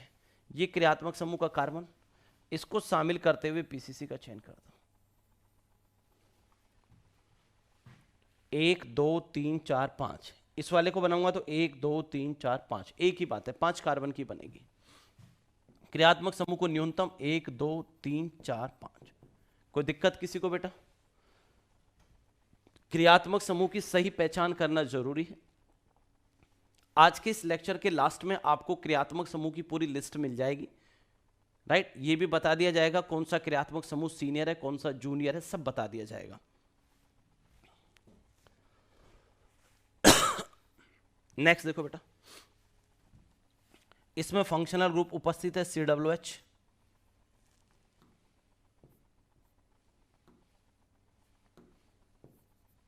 ठीक है, और एक फंक्शनल ग्रुप कीटोन भी है। इसके अंदर दो फंक्शनल ग्रुप हैं, एक COOH और एक कीटोन, ठीक है। तो पीसीसी का सिलेक्शन करो बेटा। COOH मेन फंक्शनल ग्रुप है, उसके कार्बन को लेते हुए पीसीसी का सिलेक्शन कर दिया। नंबरिंग करो बेटा। COOH को 1 दोगे मुख्य क्रियात्मक समूह को, 2 3 4 5 6 7 8, 1 2 3 4 5 6 7 8। नेक्स्ट देखो बेटा, कौन सा क्रियात्मक समूह लिखा है, कौन सा क्रियात्मक समूह लगा है बेटा, मैं लिख देता हूं CONH-। ये है 2 डिग्री अमाइड, यहां पे फंक्शनल ग्रुप उपस्थित है 2 डिग्री अमाइड, CONH, इस सेक्शन को बोलते हैं 2 डिग्री अमाइड, ठीक है। तो बेटा ये क्रियात्मक समूह का कार्बन हो गया। क्रियात्मक समूह के कार्बन को लेते हुए पीसीसी का सिलेक्शन कर दीजिए, ठीक है। नंबरिंग करो, 1 2 3 4 5 6 7 8, ठीक है। कोई दिक्कत किसी को बेटा इसमें? अब आ जाइए बेटा रूल नंबर 3। रूल नंबर 3 क्या कहता है?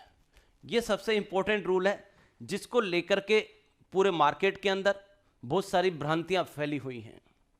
अच्छा, बहुत सारी तो बुक्स में भी गलत लिखा हुआ है, ठीक है। और जो कहते हैं ना हम एररलेस हैं, उनमें भी गलतियां हैं, ठीक। चलो कोई बात नहीं।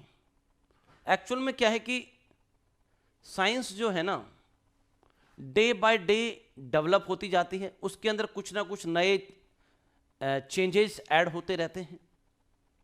तो बीइंग ए टीचर, ये हर टीचर की ड्यूटी बनती है कि उसको अपने सब्जेक्ट के साथ अपडेट रहना चाहिए।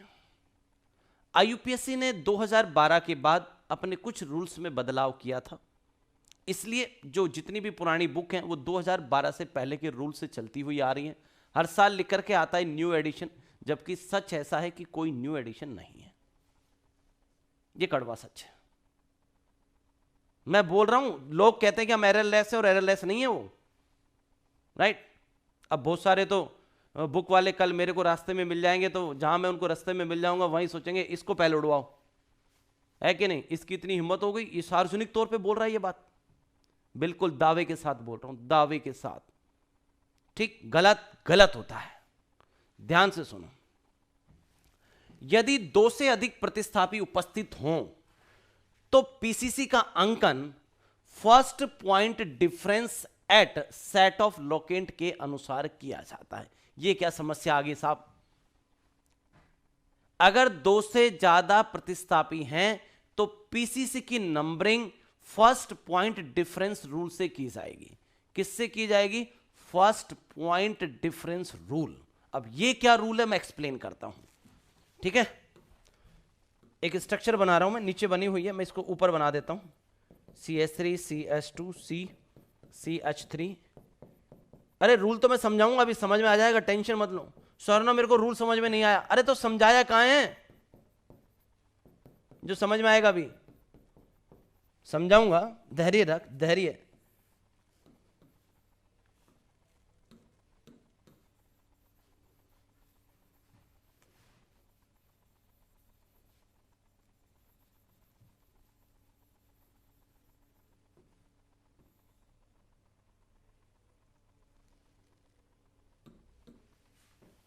ठीक, चलो मुझे इस कंपाउंड का आईयूपीएसी नेम लिखना है, तो सबसे पहले क्या करूंगा? पीसीसी का सिलेक्शन करूंगा। तो करो भैया धुआंधाड़, ये पीसीसी का सिलेक्शन हो गया साहब। अब नंबरिंग करो। नंबरिंग किधर से करोगे? जहां से क्रियात्मक समूह को न्यूनतम अंक प्राप्त हो, क्रियात्मक समूह है नहीं। जहां से डबल बॉन्ड को न्यूनतम अंक प्राप्त हो, डबल बॉन्ड है नहीं। जहां से ट्रिपल बॉन्ड को न्यूनतम अंक प्राप्त होता वो है नहीं। जहां से प्रतिस्थापी को न्यूनतम अंक प्राप्त हो वो है। कितने प्रतिस्थापी हैं? 1 2 3 4, 2 से अधिक प्रतिस्थापी हैं। ठीक, तो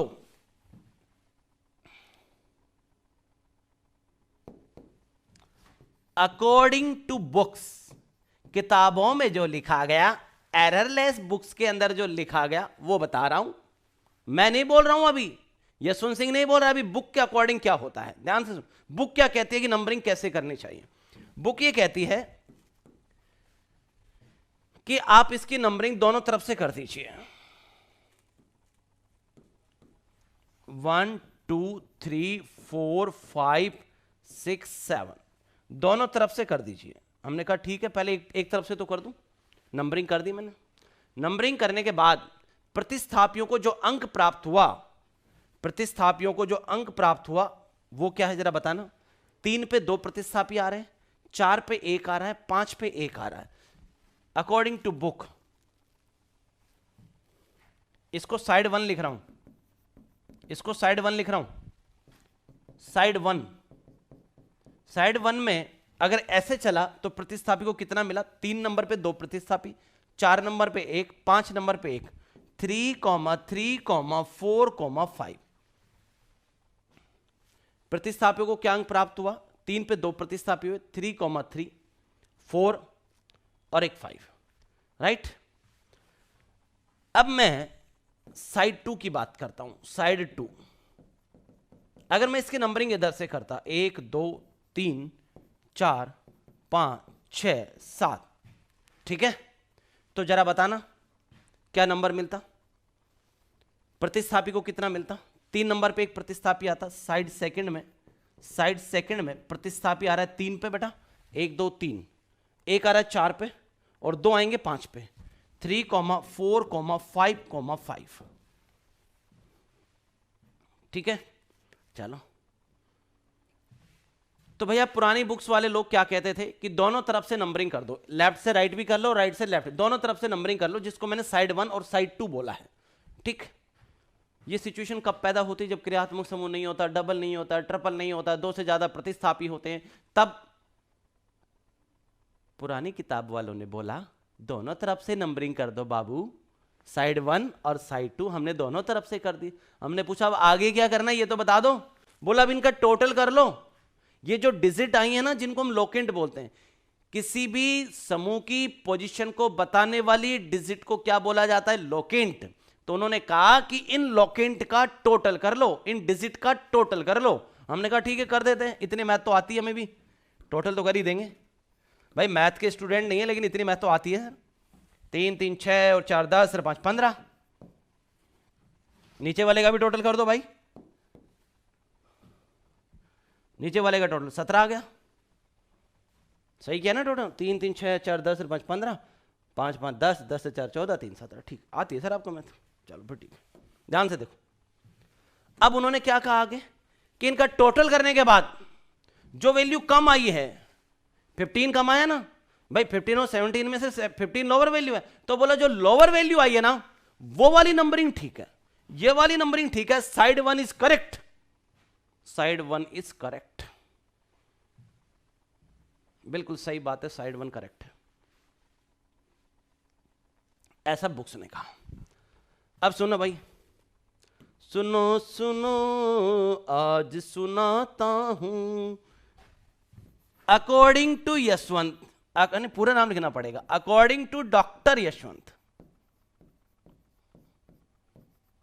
अब क्या हुआ भाई? अब सुनो, आ जाओ। साइड 1 का रिजल्ट बताओ क्या है? साइड 1 क्या था?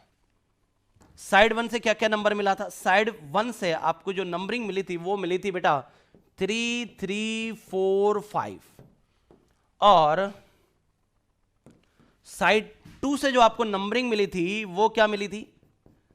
साइड 2 से आपको नंबरिंग मिली थी 3 4 5 5। हम भी यही कह रहे हैं, बात हम भी वही कह रहे हैं भैया, दोनों तरफ से नंबरिंग कर लो, साइड 1 साइड 2 से। ठीक, तो जो डिजिट यहां ये वही डिजिट यहां जाएंगी।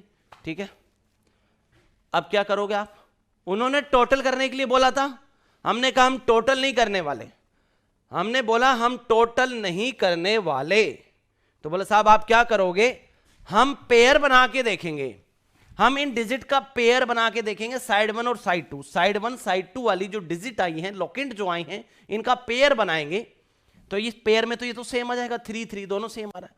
फर्स्ट टाइम यहां पे डिफरेंस ऑब्जर्व हुआ, ये तो सेम आया, लेकिन नेक्स्ट में देखोगे तो 3 और ये 4।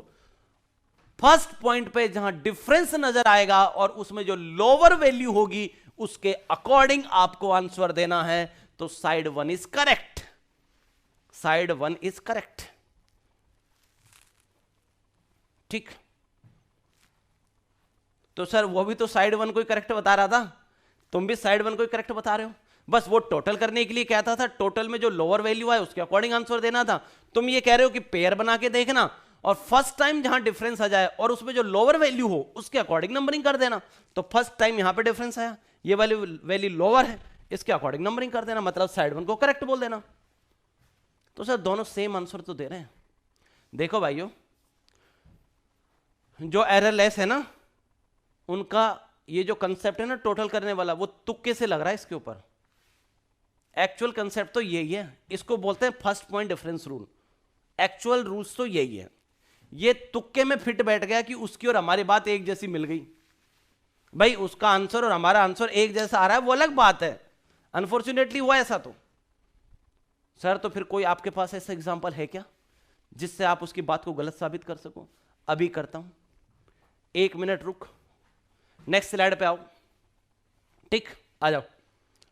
4 एग्जाम्पल दे रखे, 3 एग्जाम्पल आपको घर से करने, होमवर्क रहेगा, ये पहले बता देता हूं, 1 मैं करा देता हूं। चलो 3 तो होमवर्क दे दी तुमको पहले, 1 मैं करा देता हूं। इसको इधर उठा के लाओ, खोपचे में लाओ, इसको खोपचे में। आ जा बेटा, आ गया बेटा, ये आ गया। पहले पीसीसी बताओ कौन है? ये जो रिंग है ये रिंग पीसीसी है, जिसके अंदर डबल बॉन्ड भी शामिल है। ये रिंग क्या है बेटा? पीसीसी है। तो आपको इस रिंग की नंबरिंग करनी है, करो जरा नंबरिंग। साइड 1, साइड 1 जो है, साइड 1, ठीक, बताओ। 1 डबल बॉन्ड को मिनिमम देना, 1 2 3 4 5 6। डबल बॉन्ड को मिनिमम देना, मैंने 1 दे दिया, 1 2 3 4 5 6। डबल बॉन्ड को हमेशा पूरा क्रॉस करके जाना होता है, ठीक। 1 2 3 4 5 6, डबल बॉन्ड को 1 मिला, सब्स्टिट्यूएंट को कितना मिला?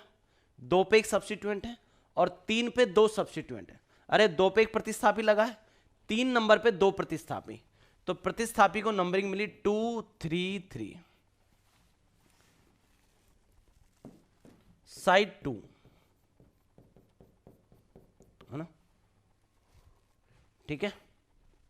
अरे कलर से समझ जाओगे ना, ये वाला कलर जो है साइड 1 है और ये वाला कलर जो है साइड 2 रहेगा, ठीक है। साइड 2 देखो, डबल बॉन्ड को तो मिनिमम देना है आपको, 1 2 3 4 5 6, ठीक है। अभी भी डबल को 1 ही दिया। सर 1 यहां दे देता, 2 यहां दे देता, कान पे मारे एक खींच के। सर गुस्सा काहे को कर रहे हो? अरे ये प्यार करने का स्टाइल है। डबल बॉन्ड को मिनिमम देना है लेकिन उसको पूरा क्रॉस भी करना है बेटा, तो डबल को पूरा क्रॉस करेंगे, 1 2 3 4 5 6। प्रतिस्थापी को क्या मिला? 1 नंबर, यहां एक प्रतिस्थापी आ गया, 1 नंबर पे आ गया प्रतिस्थापी। प्रतिस्थापी को क्या मिला? 1 नंबर। फिर और कितने पे आएगा? 1 2 3 4 5 6, 6 पे 2 प्रतिस्थापी आएंगे, 6 पे 2। अरे इस वाले कलर के हिसाब से देखो, इस पे 1 प्रतिस्थापी आ रहा है 1 नंबर पे, फिर 1 2 3 4 5 6, 6 पे 2 प्रतिस्थापी आ रहे हैं।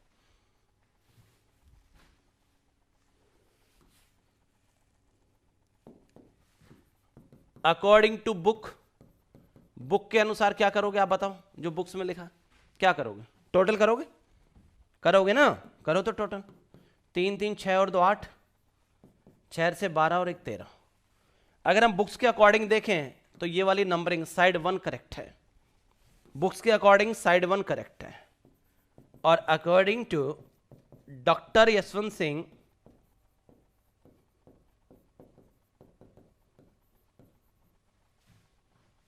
ठीक। अब मेरे अनुसार चलो, मेरे अनुसार क्या करना है आपको, साइड फर्स्ट में क्या क्या हुआ है बताओ जरा, 2 3 3। साइड सेकंड में बताओ क्या क्या हुआ, 1 6 6। ठीक है, अब आपको क्या करना है बेटा, यशवंत सिंह ने क्या बताया, पेयर बनाना है। क्या बनाना है, पेयर बनाना है, टोटल नहीं करना। और पेयर में जो लोअर वैल्यू होगी उसके अकॉर्डिंग नंबरिंग करनी है। ये पेयर बनाया, पेयर बना लिया, पेयर में ये वाली वैल्यू लोअर है तो लोअर वाली वैल्यू के अकॉर्डिंग नंबरिंग करनी है। इसको बोलते हैं फर्स्ट पॉइंट डिफरेंस रूल। ये आंसर आएगा। Side second is correct, books के अकॉर्डिंग साइड फर्स्ट करेक्ट है, और यशवंत सिंह के अकॉर्डिंग साइड सेकंड करेक्ट है। तो सर अब आप बताओ, आपको मैं बुक्स वाले से ज्यादा इंटेलिजेंट मान लूं क्या, बताओ। तो वर्तमान में तो मान लेने में फायदा लग रहा है मुझे, क्यों? क्योंकि तेरे को तेरा भविष्य बनाना है, तो मेरी बात पे विश्वास करने में ज्यादा फायदा है। आईआईटी तक तो मैं ही पहुंचाऊंगा ना, किताब वाला थोड़ी पहुंचाएगा। क्यों नादान? ठीक है सर, आपकी बात मान लेते हैं, बिल्कुल मान लेना बेटा, क्योंकि आईयूपीएससी ने 2012 के बाद अपने रूल्स को चेंज कर दिया था और मैंने आईयूपीएससी के रूल को ही फॉलो किया है। ठीक है, चलो अब इन पे ट्रायल आप खुद करोगे। रूल नंबर 4, रूल नंबर 4 क्या कहता है, ध्यान से सुनना बेटा। यदि दो भिन्न भिन्न प्रतिस्थापी उपस्थित हैं और दोनों को एक समान अंक प्राप्त हो रहा है, दो भिन्न भिन्न प्रतिस्थापी उपस्थित हैं, दोनों को एक समान अंक प्राप्त हो रहा है, तो नंबरिंग करते टाइम, पीसीसी की नंबरिंग करते टाइम अल्फाबेटिकल ऑर्डर का पालन करते हैं। ऐसा एक एग्जांपल मैं पहले भी करा चुका हूं। चलो फिर भी मैं एग्जांपल वापस लिख देता हूं। लिखा हुआ है CH3 CH2 CH CH2 CH3 CH2 CH CH3 CH2 CH3।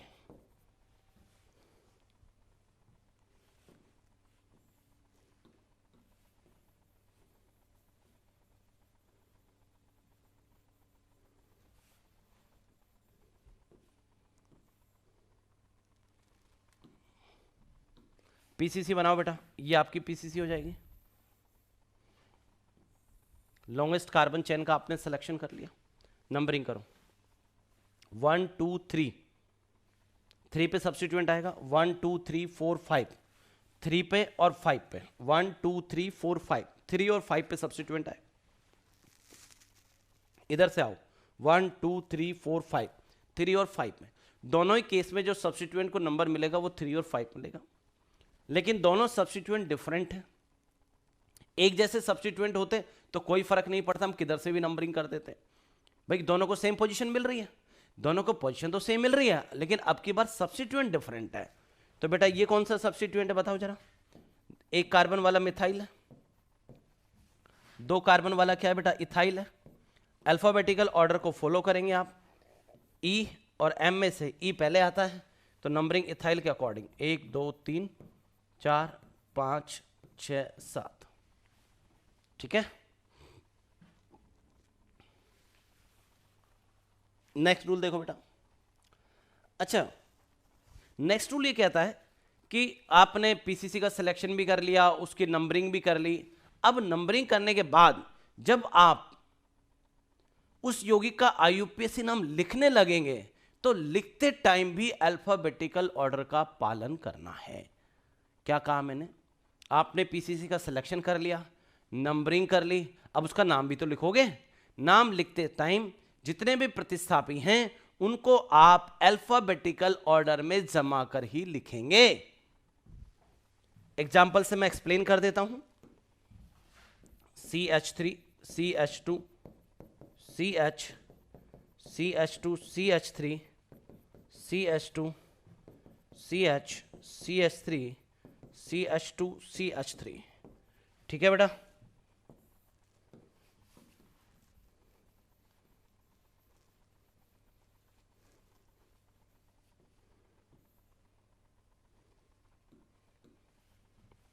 PCC का सिलेक्शन करो बेटा, ये आपकी पीसीसी बन गई।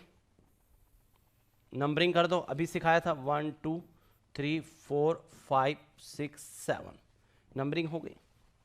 अब जब इसका नाम आप लिखेंगे यहां पर, तब भी प्रतिस्थापियों को अल्फाबेटिकल ऑर्डर में अरेंज करके लिखेंगे। 3 नंबर पे क्या लगा है? इथाइल। 5 नंबर पे क्या लगा है? मिथाइल।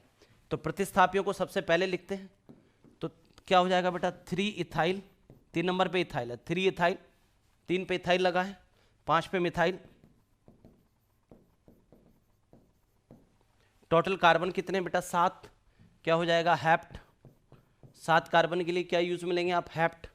कार्बन चेन के बीच में सिंगल बॉन्ड है, तो आप क्या यूज में लेंगे? N heptane. अगर आप इस नाम को ऐसे लिख देते हैं, 5 पे मिथाइल लगा है, 5 मिथाइल, 3 पे इथाइल लगा है, 3 इथाइल हैप्टेन। अगर आप ऐसा लिखते हैं तो ये रॉन्ग होगा, क्योंकि आपको यहां लिखते टाइम भी अल्फाबेटिकल ऑर्डर का ध्यान रखना है। इथाइल और मिथाइल में से ई पहले आता है, ई और एम में से ई पहले आता है, तो इथाइल पहले लिखा जाए, राइट। अच्छा, एक बात और ध्यान रखना,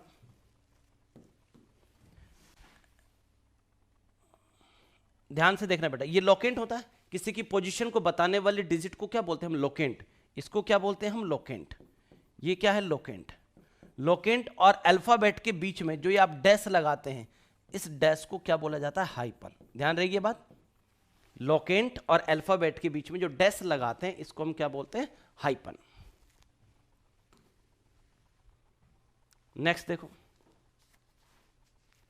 नेक्स्ट रूल ये कहता है कि जब आप सेकेंडरी सफिक्स को, आईयूपीएससी के फॉर्मेट में हमने बताया कि जब आप सेकेंडरी सफिक्स को प्राइमरी सफिक्स में ऐड करते हैं और सेकेंडरी सफिक्स की शुरुआत ए ई आई ओ यू से होती है, किसी स्वर के साथ होती है, तो प्राइमरी सफिक्स का ई हटा दिया जाता है।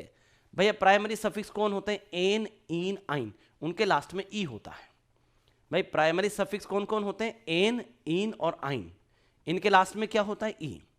लेकिन जब प्राइमरी सफिक्स के बाद में उसके अंदर जब सेकेंडरी सफिक्स जोड़ा जाए और सेकेंडरी सफिक्स की शुरुआत ए ई आई ओ यू से हो रही हो, तो प्राइमरी सफिक्स का ई जो है ड्रॉप करना है, आपको हटाना है।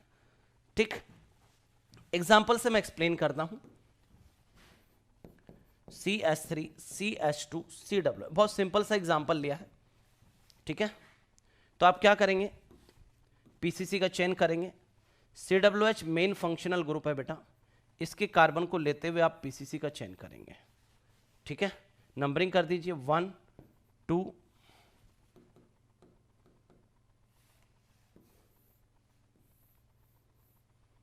1 2 3, यही होगा बेटा। आप बताइए, 3 कार्बन की चेन को क्या लिखोगे आप? प्रॉप। 3 कार्बन वाले को क्या लिखोगे बेटा? प्रॉप, ठीक है। सिंगल बॉन्ड है तो क्या लिखोगे? N, propane. अब ये जो एन है, ये क्या है आपका? Primary suffix. एन क्या है बेटा? Primary suffix. 3 कार्बन की चेन थी, प्रॉप लिख दिया, सिंगल बॉन्ड था, एन लगा दिया, एन मेरा प्राइमरी सफिक्स है। CWH मेन फंक्शनल ग्रुप है, और जब CWH का कार्बन पीसीसी में शामिल हो जाता है तो उसके लिए ओइक एसिड काम में लिया जाता है। CWH का कार्बन जब पीसीसी में इन्वॉल्व होता है तो as a secondary suffix oic acid काम में लिया जाता है। तो बेटा क्या लगेगा? ओइक एसिड लगेगा। अभी रूल्स पढ़ रहे हैं, बाद में एग्जांपल करेंगे, ठीक है। ओइक एसिड लगेगा। अब ई के बाद कौन आ रहा है? ओ आ रहा है, तो इस ई को आपको ड्रॉप करना है, इस ई को हटाना है। तो क्या नेम बन जाएगा बेटा? तो नेम बन जाएगा आपके पास प्रोपेनोइक एसिड। क्या नेम बन जाएगा? Propanoic acid.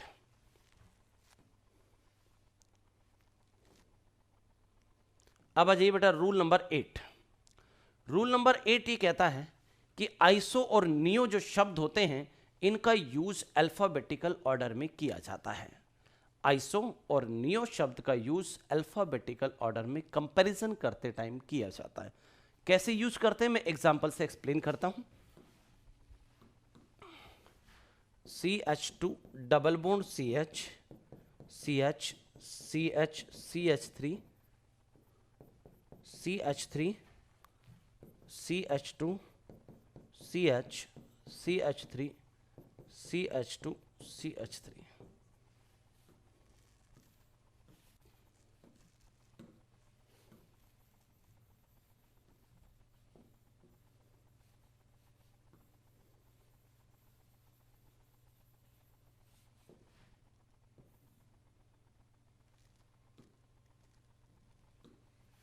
ठीक, मुझे इस कंपाउंड का आईयूपीएसी नेम लिखना है। तो सबसे पहले क्या करोगे बेटा, पीसीसी का चयन करोगे। डबल बॉन्ड को शामिल करते हुए सबसे लंबी श्रृंखला का चयन कर लिया। ये डबल बॉन्ड है, इसको शामिल करते हुए सबसे लंबी श्रृंखला का चयन कर। नंबरिंग वहां से करेंगे जहां से डबल बॉन्ड को न्यूनतम अंक प्राप्त होता हो। 1 2 3 4 5 6 7। नंबरिंग का कोई इशू नहीं है, नंबरिंग भी हो गई, पीसीसी का चयन हो गया, नंबरिंग हो गई। अब इनका नाम यहां लिखना है। 3 नंबर पे क्या लगा हुआ है? 3 नंबर पे आइसोप्रोपाइल लगा हुआ है। लास्ट लेक्चर में हाइड्रोकार्बन ग्रुप पढ़ाया था मैंने, और वहां पे आपको आइसोप्रोपाइल की शक्ल देखना सिखाया था कि ये पीसीसी के बाहर देखने को मिलेगा। ये रही पीसीसी। तो पीसीसी के बाहर ये वाला सेक्शन जब दिख जाता है तो आप इसको आइसोप्रोपाइल बोलते हो। हाइड्रोकार्बन ग्रुप में पढ़ाया था। अरे सर उसको तो मैं हल्के में ले गया था। हल्के में नहीं लिया करते बेटा, है ना। ब्याह शादियों में तुमने देखा है ना, फूफा को कोई हल्के में लेके देख सकता है कभी? हाँ, ये वही है हाइड्रोकार्बन ग्रुप, आईयूपीएसी के फूफा जी लगते हैं। इनको जिसने हल्के में लेने की गलती करी वो गया काम से। हाँ, आइसोप्रोपाइल है ये क्या है? 5 नंबर पे मिथाइल लगा हुआ है। ठीक है, तो बताओ बेटा क्या नेम बनेगा? 3 नंबर पे आइसोप्रोपाइल लगा है। 3 नंबर पे क्या लगा है? आइसोप्रोपाइल। ठीक, 5 नंबर पे क्या लगा हुआ है? मिथाइल। तो अल्फाबेटिकल ऑर्डर की जब कंपैरिजन की जाएगी तो आइसो के आई को कंसीडर किया जाए, आई की कंपैरिजन एम के साथ की जाए, न कि पी की कंपैरिजन एम के साथ। मैंने क्या कहा है? आइसो और नियो, आइसो और नियो शब्दों का जो इस्तेमाल है, आइसो एवं नियो शब्दों का उपयोग अल्फाबेटिकल ऑर्डर में किया जाता है। जब यहां हम प्रतिस्थापियों को अरेंज करके लिखेंगे तब आई और एम की अल्फाबेटिकल ऑर्डर में कंपैरिजन करेंगे।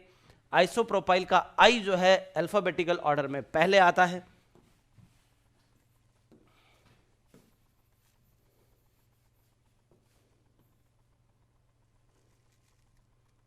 तो नेम क्या बनेगा बेटा? 3 isopropyl, 3 isopropyl, 5 methyl, 3 isopropyl, 5 methyl. Total carbon कितने बेटा? 7। 7 के लिए क्या यूज में लेंगे अपन? हेप्ट। ठीक, डबल बॉन्ड कितने नंबर पे? 1। तो डबल बॉन्ड के लिए क्या यूज में लेंगे? इन, हेप्टीन। ठीक है, नेक्स्ट, यदि एक से अधिक प्रतिस्थापी उपस्थित हों, यदि एक से अधिक प्रतिस्थापी उपस्थित हों तो आप वहां डाई, ट्राई, टेट्रा वर्ड्स को यूज में लेंगे। मान लो 2 मिथाइल लगे तो डाई मिथाइल, 3 मिथाइल लगे तो ट्राई मिथाइल। तो एक से अधिक प्रतिस्थापी होते हैं तो डाई, ट्राई, टेट्रा वर्ड्स को यूज में लिया जाता है। लेकिन अगर आपने डाई, ट्राई, टेट्रा वर्ड्स को एक बार पहले ही काम में ले लिया और उसी कंपाउंड में उनकी दोबारा जरूरत महसूस हो गई, भाई एक बार आपने काम में ले लिया फिर आपको उनकी दोबारा रिक्वायरमेंट हुई, तो डाई की जगह क्या काम में लेंगे? डाई की जगह फिर आप बिस काम में लेंगे, ट्राई की जगह आप ट्रिस काम में लेंगे, टेट्रा की जगह आप टेट्रा किस काम में लेंगे। ये ठीक था सर रूल, ये काम का था एक, है ना। ये तो सर नहीं बोलेंगे हम, समझ रहा हूं बेटा मैं। चलो मजाक की बातें थी, अब आ जाइए नेक्स्ट रूल पे आते हैं। Di, tri, tetra, secondary, tertiary आदि शब्दों का उपयोग अल्फाबेटिकल ऑर्डर में नहीं किया जाता। आइसो और नियो का यूज तो अल्फाबेटिकल ऑर्डर में करते हैं, आइसो और नियो का यूज तो अल्फाबेटिकल ऑर्डर में करते हैं, लेकिन di, tri, tetra, secondary, tertiary इनका यूज अल्फाबेटिकल ऑर्डर में नहीं करते। एग्जाम्पल से एक्सप्लेन करता हूं।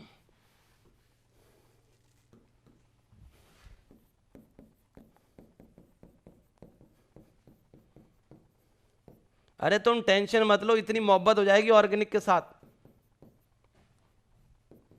कि इसके इश्क में नाचने लगोगे तुम थोड़े दिनों बाद।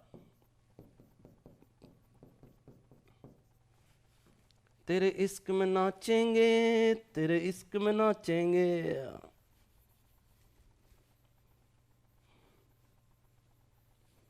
आ जाओ।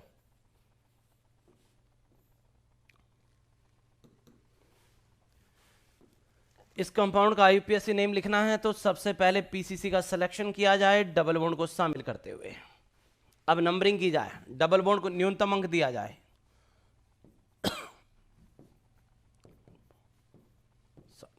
ठीक है, नंबरिंग होगी। 3 नंबर पे 2 मिथाइल लगे हुए, तो 2 मिथाइल लगे हुए तो क्या यूज में लेंगे, डाई मिथाइल। तो 3 नंबर पे क्या लगा हुआ है, डाई मिथाइल। ठीक है भैया, लगा हुआ है। 5 नंबर पे क्या लगा हुआ है, इथाइल। 5 नंबर पे क्या लगा हुआ है, इथाइल। तो जब आप अल्फाबेटिकल ऑर्डर में कंपैरिजन करोगे तो एम की कंपैरिजन ई के साथ होगी, नहीं कि डी की कंपैरिजन ई के साथ होगी। Di, tri, tetra, secondary, tertiary आदि शब्दों का उपयोग अल्फाबेटिकल ऑर्डर में नहीं होता, तो डाई की कंपैरिजन नहीं होगी, कंपैरिजन एम और ई के बीच में होगी, और ई अल्फाबेटिकल ऑर्डर में पहले आता है। तो इथाइल के अकॉर्डिंग आपको लिखना है। पहले किसको लिखना होगा, इथाइल को। 5 नंबर पे क्या लगा हुआ, इथाइल। 5 इथाइल। 5 नंबर पे इथाइल। 3,3 di methyl. 5 नंबर पे इथाइल लगा हुआ है। 3 नंबर पे 2 मिथाइल लगी, 3,3 डाई मिथाइल। टोटल कार्बन कितना है, 7 हेप्ट आएगा। 1 नंबर पे डबल बॉन्ड लगा हुआ है, हेप्टीन आएगा। ठीक है,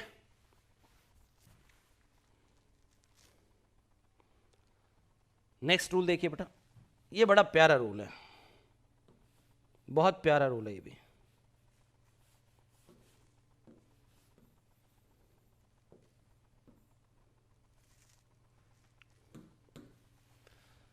ये रूल क्या कहता है, यदि कार्बन युक्त 2 से अधिक एक समान फंक्शनल ग्रुप कार्बन चेन से डायरेक्ट जुड़े हों तो किसी भी फंक्शनल ग्रुप का कार्बन पीसीसी का हिस्सा नहीं बनता। क्या कहना चाहता है, बात को ढंग से समझो। ये कहना चाहता है, अगर किसी कार्बनिक यौगिक के अंदर कार्बन युक्त क्रियात्मक समूह है और उनकी संख्या 2 से ज्यादा है और वो एक समान है, जैसे मैं कहूं किसी कार्बनिक यौगिक में 3 COOH लगे हैं। COOH क्या है, क्रियात्मक समूह, उसके पास कार्बन भी है, राइट।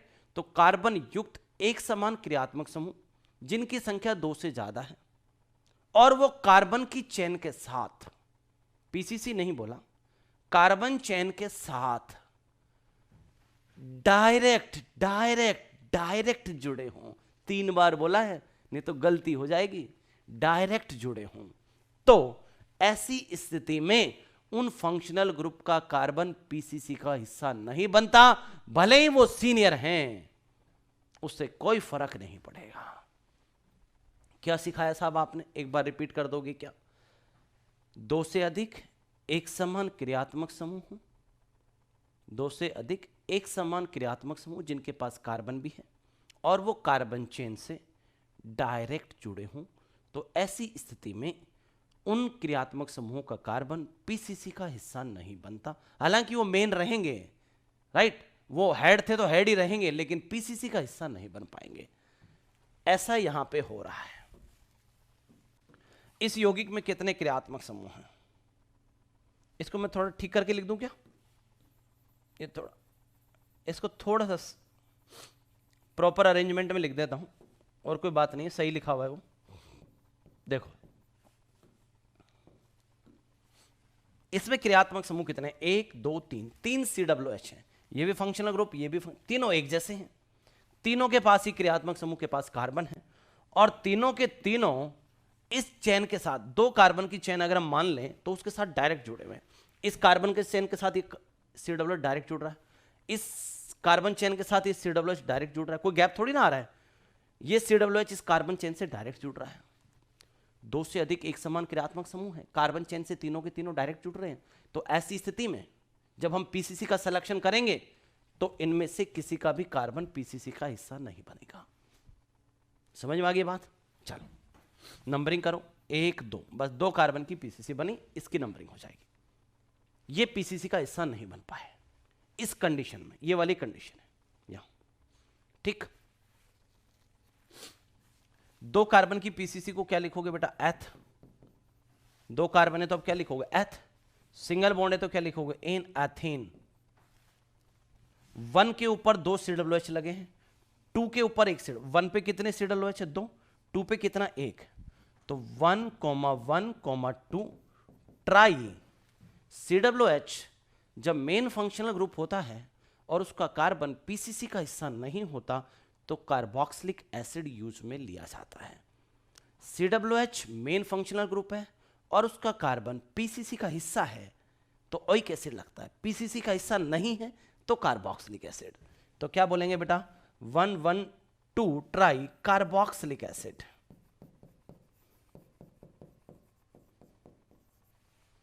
ठीक है, अब इधर आ जाओ।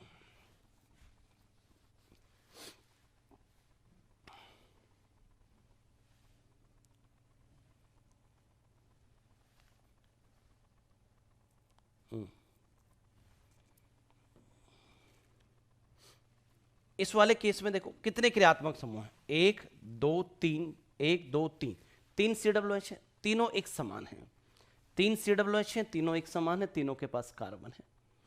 अब मैं इसके अंदर अगर कार्बन चेन का सिलेक्शन करूं, पीसीसी नहीं बोल रहा हूं, अगर मैं इसके अंदर कार्बन चेन का सिलेक्शन करके देखूं तो 4 कार्बन की सबसे बड़ी चेन बनती है, 1 2 3 4, 1 2 3, 1 2 3 4, कैसे भी कर लो 4 की बनेगी। ठीक है, मान लो कि 4 कार्बन की मैंने चेन बना ली। मैं ये देखना चाहता हूं कि COOH डायरेक्ट जुड़े हैं कि नहीं जुड़े हैं, ताकि इस रूल को अप्लाई कर सकूं। 4 कार्बन की चेन बनेगी सबसे बड़ी। अब मेरे को इन COOH को देखना है कि डायरेक्ट जुड़े हैं कि इनडायरेक्ट जुड़े हैं। ये COOH चेन से डायरेक्ट जुड़ रहा है, ये COOH इस चेन से डायरेक्ट जुड़ रहा है, ये COOH इस चेन से डायरेक्ट नहीं जुड़ रहा, एक कार्बन का गैप है। ये COOH डायरेक्ट है, ये डायरेक्ट जुड़ा हुआ है, ये COOH इस चेन से डायरेक्ट नहीं जुड़ रहा, एक कार्बन का गैप है। इसका मतलब ये 2 COOH एक जैसा बिहेवियर रखते हैं, ये COOH अलग बिहेवियर रखता है। जो सीधे जुड़े हुए हैं वो तो पीसीसी का हिस्सा बन जाएंगे और जो सीधा जुड़ा हुआ नहीं है वो इस केस में पीसीसी का हिस्सा नहीं होगा। क्या कहा मैंने, ये दोनों सीधे जुड़े हैं, ये इनडायरेक्ट जुड़ा है। जो दोनों डायरेक्ट हैं वो तो पीसीसी का हिस्सा बनेंगे फ्यूचर में, लेकिन ये पीसीसी का हिस्सा नहीं बनेगा। इस केस में क्या था कि तीनों COOH ही डायरेक्ट थे, यहां 2 डायरेक्ट हैं, 1 इनडायरेक्ट। यहां तीनों डायरेक्ट थे, यहां 2 डायरेक्ट 1 इनडायरेक्ट। जब 2 डायरेक्ट 1 इनडायरेक्ट होगा तो दोनों जो डायरेक्ट वाले हैं वो पीसीसी में घुस जाएंगे, पीसीसी का पार्ट बनेंगे। तो इस कंपाउंड का जब IUPAC नेम लिखा जाएगा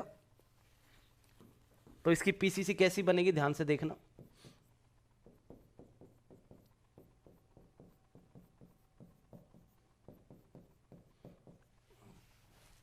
इसकी पीसीसी ये रहेगी, इसकी पीसीसी ये बनेगी। ठीक है, ये 2 डायरेक्ट है, ये इनडायरेक्ट है, तो दोनों डायरेक्ट वालों को शामिल करना है। यहां तीनों डायरेक्ट हैं इसलिए किसी को शामिल नहीं किया। नंबरिंग करो, 1 2 3 4 5 6। अब ये COOH सीनियर नहीं रहा क्योंकि ये पीसीसी से डायरेक्ट जुड़ा हुआ नहीं है, एक कार्बन के गैप से जुड़ा हुआ है। तो ये COOH जो है, जो इनडायरेक्ट वाला COOH है बेटा, ये अब जूनियर की तरह व्यवहार करेगा। किसकी तरह व्यवहार करेगा, अब ये जूनियर क्रियात्मक समूह, जूनियर फंक्शनल ग्रुप की तरह व्यवहार करेगा। क्या कहा मैंने, अगर कोई COOH पीसीसी से डायरेक्ट ना जुड़ के एक कार्बन के गैप से आ गया है, ये वाली सिचुएशन की बात कर रहा हूं, तो ऐसे केस में ये वाला जो COOH है ये अब सीनियर नहीं रहा, ये कार्ब जूनियर बन जाएगा। क्या बन जाएगा, ये जूनियर की तरह बिहेव करेगा। किसकी तरह बिहेव करेगा, जूनियर। और COOH जब जूनियर होता है तो कार्बोक्सी काम में लेते हैं। क्या क्या सिखाया मैंने, COOH सीनियर है और उसका कार्बन पीसीसी में है तो ओइक लगता है। COOH सीनियर है लेकिन उसका कार्बन पीसीसी में नहीं है तो कार्बोक्सिलिक एसिड लगता है। और COOH किसी भी रीजन से जूनियर का काम करने लग जाए तो लगता है कार्बोक्सी। कितने नंबर पे, 3 नंबर पे। तो 3 कार्बोक्सी मिथाइल, 3 कार्बोक्सी मिथाइल भाई COOH के लिए कार्बोक्सी और एक कार्बन है उसके लिए मिथाइल, इसके लिए कार्बोक्सी इसके लिए मिथाइल, तो ये होगा 3 कार्बोक्सी मिथाइल 3 नंबर पे। 6 कार्बन की चेन है तो ये हो जाएगा हेक्स, सिंगल बॉन्ड है चेन के अंदर तो हो जाएगा एन, हेक्सेन। 1 और 6 पे COOH है और दोनों के कार्बन पीसीसी में इन्वॉल्व है। जब COOH का कार्बन पीसीसी में इन्वॉल्व होता है तो ओइक एसिड लगता है, तो ये हो जाएगा 1,6 डाई ओइक एसिड।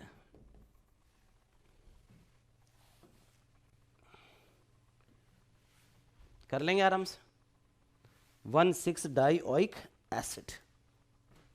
किसी को दिक्कत इस केस में बेटा?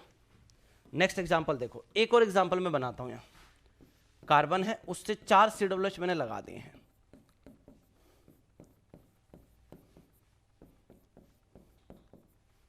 तो अब आप मुझे बताइए, अगर मैं 1 मिनट के लिए इसको चैन मान लूं तो कितने क्रियात्मक समूह इसमें? 4। चारों के चारों पीसीसी से सीधे जुड़े हुए हैं, सीधे जुड़ रहे हैं, एकदम डायरेक्ट जुड़ रहे हैं। देखो डायरेक्ट डायरेक्ट डायरेक्ट, कोई गैप नहीं है। ऐसे केस में ये वाला कंसेप्ट है।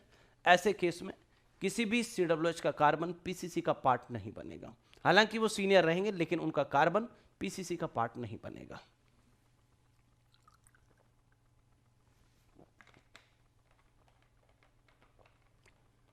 तो पीसीसी कितने कार्बन की बनी बेटा? एक कार्बन की पीसीसी रहेगी। इसको क्या बोलेंगे? मैथ। सिंगल बॉन्ड से अटैच है एन, मैथेन। एक ही कार्बन की पीसीसी है। अब 1 नंबर पे कितने COOH लगे? 1 2 3 4, 1,1,1,1 टेट्रा। 4 है तो टेट्रा लगेगा। Carboxylic acid. COOH जब सीनियर होता है और उसका कार्बन पीसीसी का पार्ट नहीं होता तो कार्बोक्सिलिक एसिड। COOH सीनियर है और उसका कार्बन पीसीसी का पार्ट है तो ओइक। COOH किसी कारणवश दुर्भाग्यवश जूनियर बन गया तो कार्बोक्सी। हालांकि COOH के जूनियर बनने के चांस बहुत कम होते हैं, जैसा कि इस एग्जांपल में है, और कहीं आपको देखने को नहीं मिलेगा सामान्यतया। नेक्स्ट, यदि कोई क्रियात्मक समूह जूनियर फंक्शनल ग्रुप का काम कर रहा है तो उसका कार्बन पीसीसी का हिस्सा नहीं बनेगा। जैसे मैं कहूं आपको कि किसी यौगिक के अंदर, किसी कार्बनिक यौगिक के अंदर 2 क्रियात्मक समूह हैं। मान लो किसी कार्बनिक यौगिक के अंदर 2 क्रियात्मक समूह और दोनों अलग अलग हैं, दोनों डिफरेंट हैं, तो एक सीनियर होगा एक जूनियर होगा। मैं कह रहा हूं कि किसी यौगिक में 2 भिन्न भिन्न क्रियात्मक समूह उपस्थित हैं, तो डेफिनेटली एक सीनियर रहेगा एक जूनियर रहेगा। तो जो जूनियर होगा उसका कार्बन पीसीसी का हिस्सा नहीं बनेगा, कुछ एक्सेप्शन को छोड़ दिया जाए तो। एल्डिहाइड एक ऐसा एक्सेप्शन है, वो अगर जूनियर है तो भी उसका कार्बन पीसीसी में शामिल किया भी जा सकता है, नहीं भी, वो हमारी चॉइस पे डिपेंड करता है। आईयूपीएससी ने हमें उसमें रिलैक्स दे रखा है। आईयूपीएससी ने क्या रखा है? एल्डिहाइड अगर जूनियर है तो भी उसका कार्बन पीसीसी में शामिल भी किया जा सकता है, नहीं भी, ये आपकी चॉइस है, ये अपनी छूट है। ठीक है, चलो कोई बात नहीं, छूट दे दी तो हमें।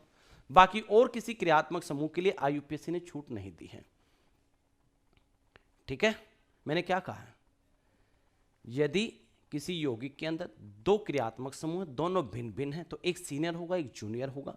सीनियर का कार्बन तो पीसीसी का हिस्सा रहेगा, लेकिन जूनियर का कार्बन पीसीसी का हिस्सा, जूनियर क्रियात्मक समूह का कार्बन पीसीसी का हिस्सा नहीं रहेगा। इसके कुछ एक्सेप्शन है, जैसे एल्डिहाइड। एल्डिहाइड अगर जूनियर है तो उसका कार्बन पीसीसी में शामिल किया भी जा सकता है, नहीं, इसमें आईयूपीएससी ने हमें थोड़ी सी छूट दे रखी है। ले बेटा जा टॉफी खा ले बस।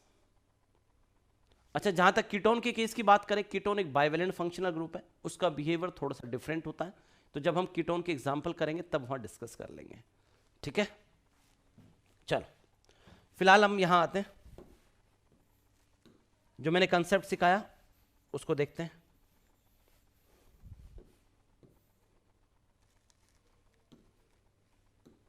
देखो बेटा, यहां पर 2 क्रियात्मक समूह हैं, ये अमाइड है और ये कार्बोक्सिलिक एसिड है।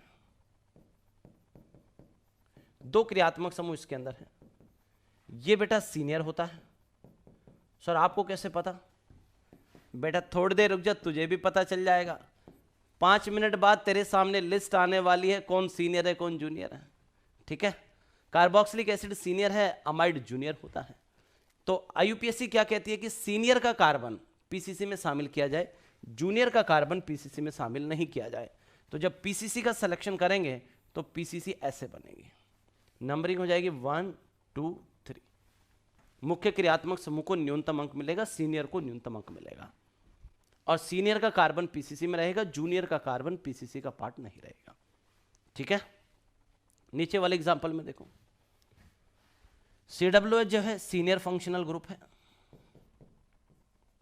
ठीक है, एल्डिहाइड जूनियर फंक्शनल ग्रुप है।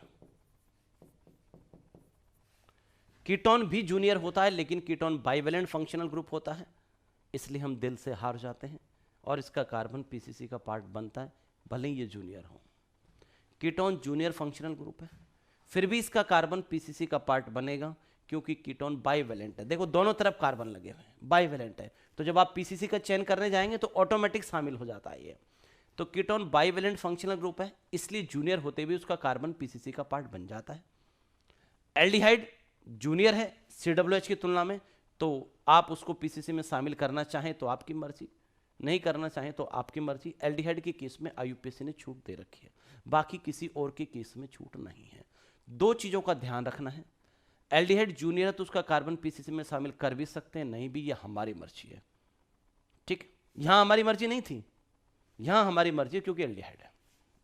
उसमें IUPAC ने हमें टॉफी पकड़ा दी, छोटे बच्चे नहीं होते अपन टॉफी पकड़ा देते, जा बेटा खा ले, खेल ले, जा जी ले तेरी जिंदगी। ठीक, कीटोन बाइवेलेंट फंक्शनल ग्रुप है, तो अपने आप ही उसका कार्बन पीसीसी का हिस्सा बनेगा, उसमें IUPAC कुछ नहीं कर सकती। चलो, तो इसमें पीसीसी का जब चयन करेंगे तो ये आपकी पीसीसी बन जाएगी। नंबरिंग कर दो 1 2 3 4 5।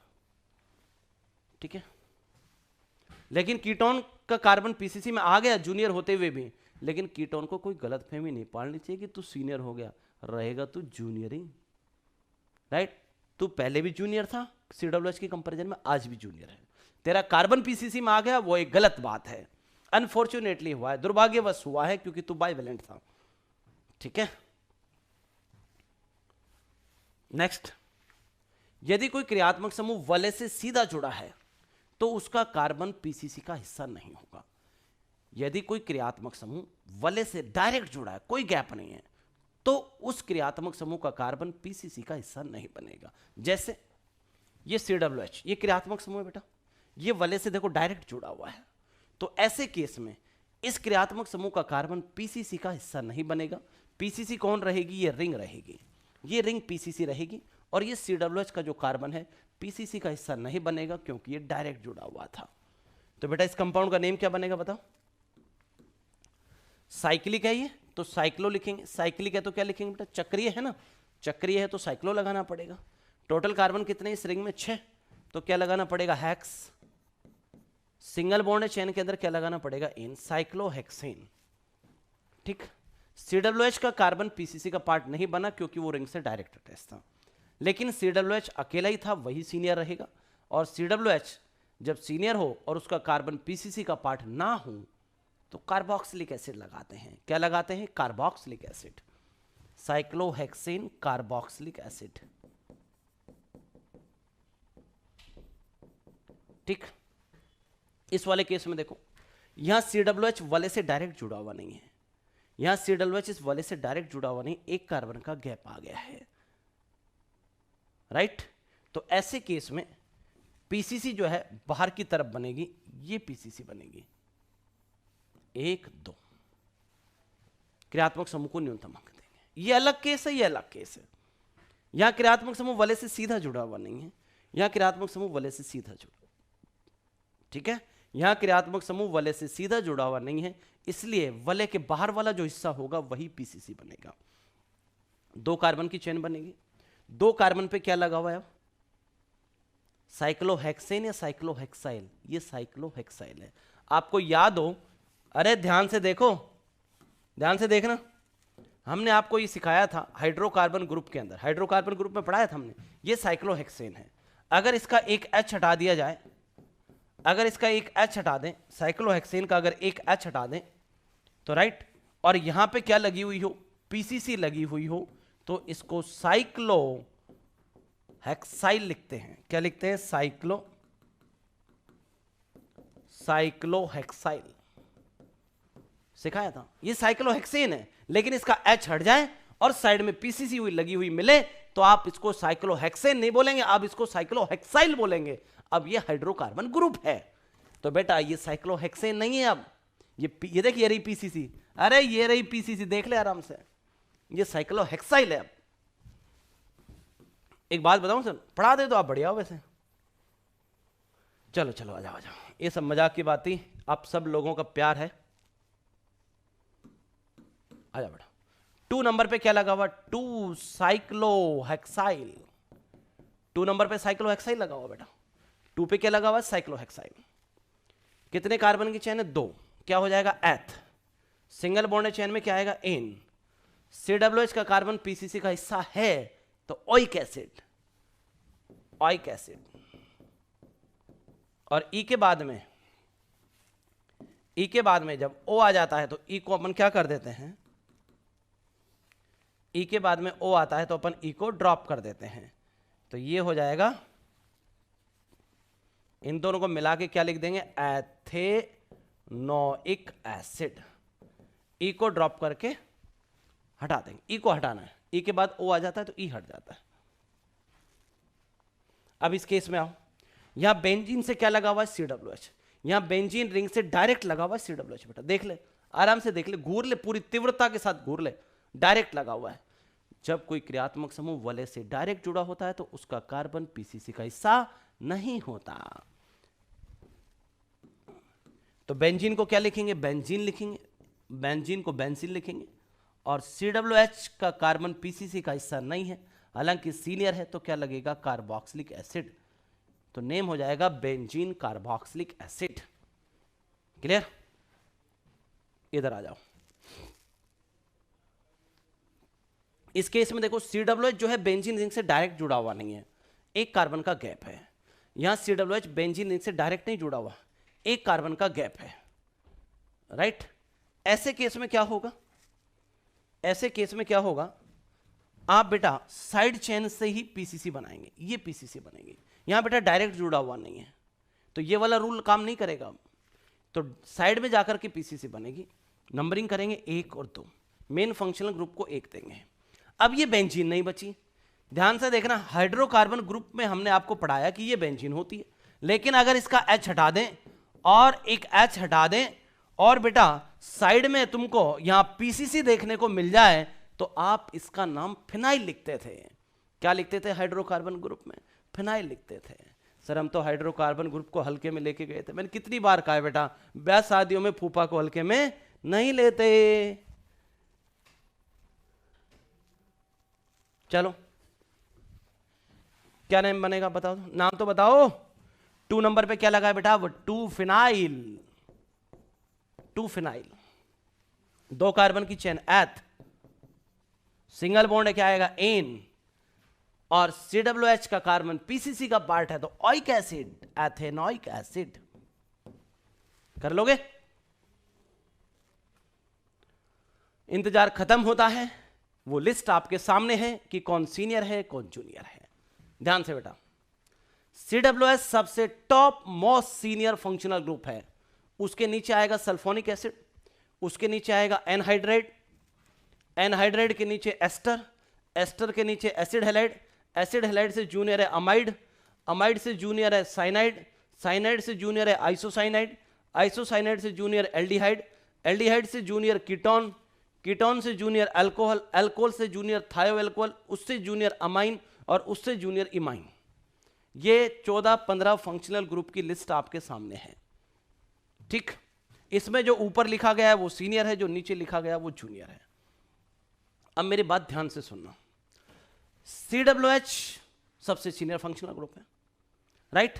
और उसका कार्बन, COOH का कार्बन अगर पीसीसी का पार्ट बनता है तो आप काम में लेंगे ओइक एसिड। COOH सीनियर है और उसका कार्बन पीसीसी का पार्ट नहीं बन पाया तो आप लगाएंगे कार्बोक्सिलिक एसिड। और COOH अगर जूनियर है तो आप लगाएंगे कार्बोक्सी। समझ में आई बात? COOH जूनियर है तो क्या लगेगा? कार्बोक्सी। COOH सीनियर है तो 2 पॉसिबिलिटी हैं, उसका कार्बन पीसीसी में है तो ओइक एसिड और पीसीसी में नहीं है तो कार्बोक्सिलिक एसिड। ऐसे ही बेटा SO3H अगर जूनियर है तो लगेगा सल्फो, सल्फो, क्या लगेगा? सल्फो। अगर SO3H जूनियर है तो क्या लगेगा? सल्फो। और SO3H अगर सीनियर है तो क्या लगेगा? Sulphonic acid. अब इसमें आओ एनहाइड्राइड। एनहाइड्राइड की पिक्चर है C double bond O O C double bond O dash. इसको पहचानना आना चाहिए बेटा, ये स्ट्रक्चर भी याद होनी चाहिए, ये याद होनी चाहिए बेटा, मैं पहले बता रहा हूं। कल क्लास में आओ जब इसको पढ़ के आना अच्छे से, ठीक है? ये एनहाइड्राइड है। एनहाइड्राइड अगर जूनियर का काम करता है तो आप क्या लिखेंगे? Acyl oxy alkane carbonyl. ये पूरा एक ही नाम है। एनहाइड्राइड अगर जूनियर का काम करता है तो असाइल ऑक्सी एल्केन कार्बोनिल। यहां पे जो एल्क है वो कार्बन परमाणु की संख्या को बताएगा, ठीक। अब मान लो कि एनहाइड्राइड सीनियर है किसी से, भाई ये किसी से सीनियर भी होगा, अरे इससे नीचे भी तो लोग हैं, इससे नीचे भी तो और लोग हैं, तो ये किसी से सीनियर भी होगा।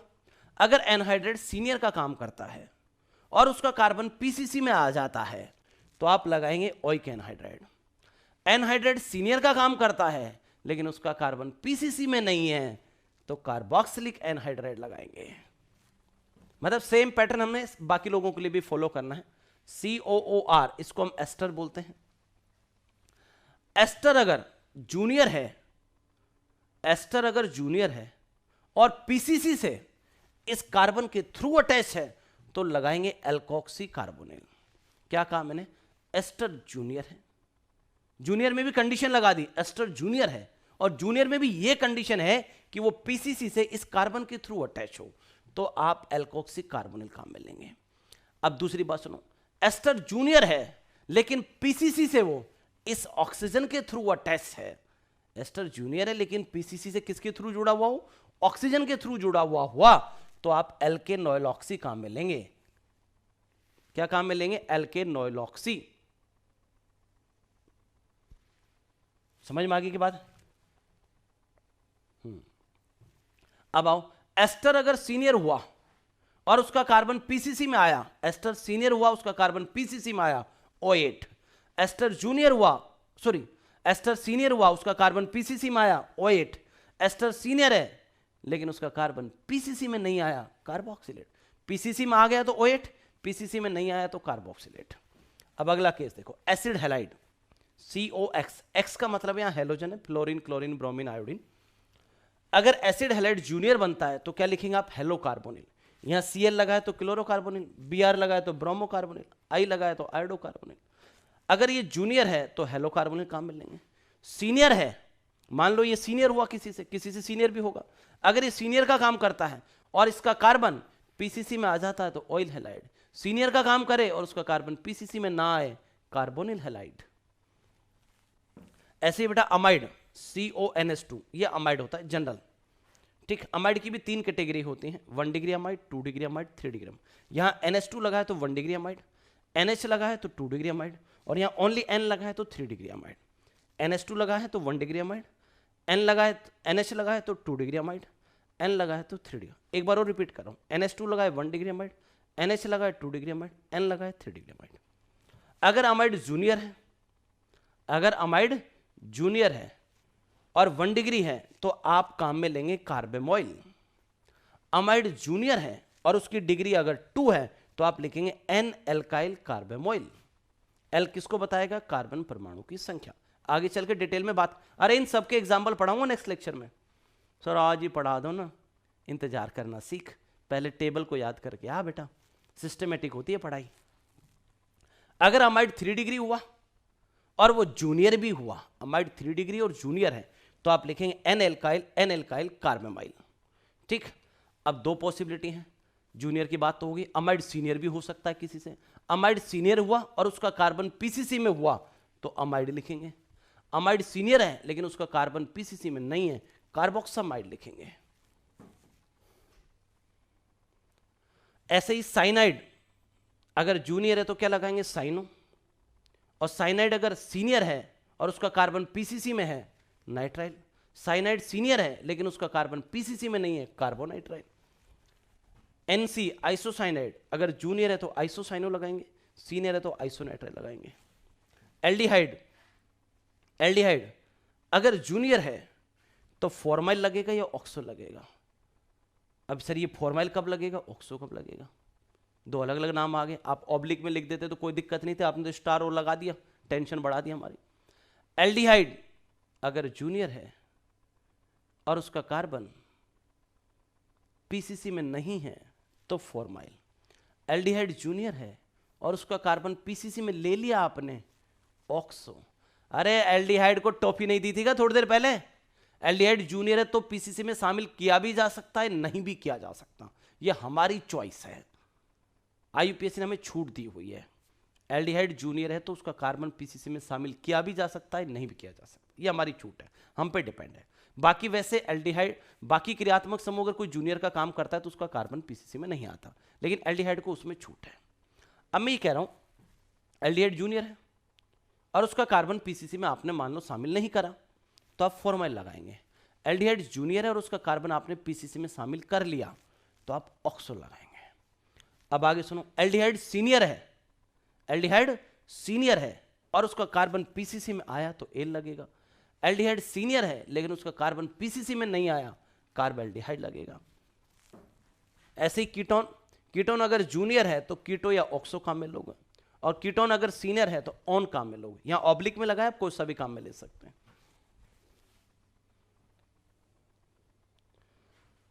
एल्कोहल जूनियर है तो हाइड्रोक्सी लगाएंगे, सीनियर है तो ओल लगाएंगे, OL।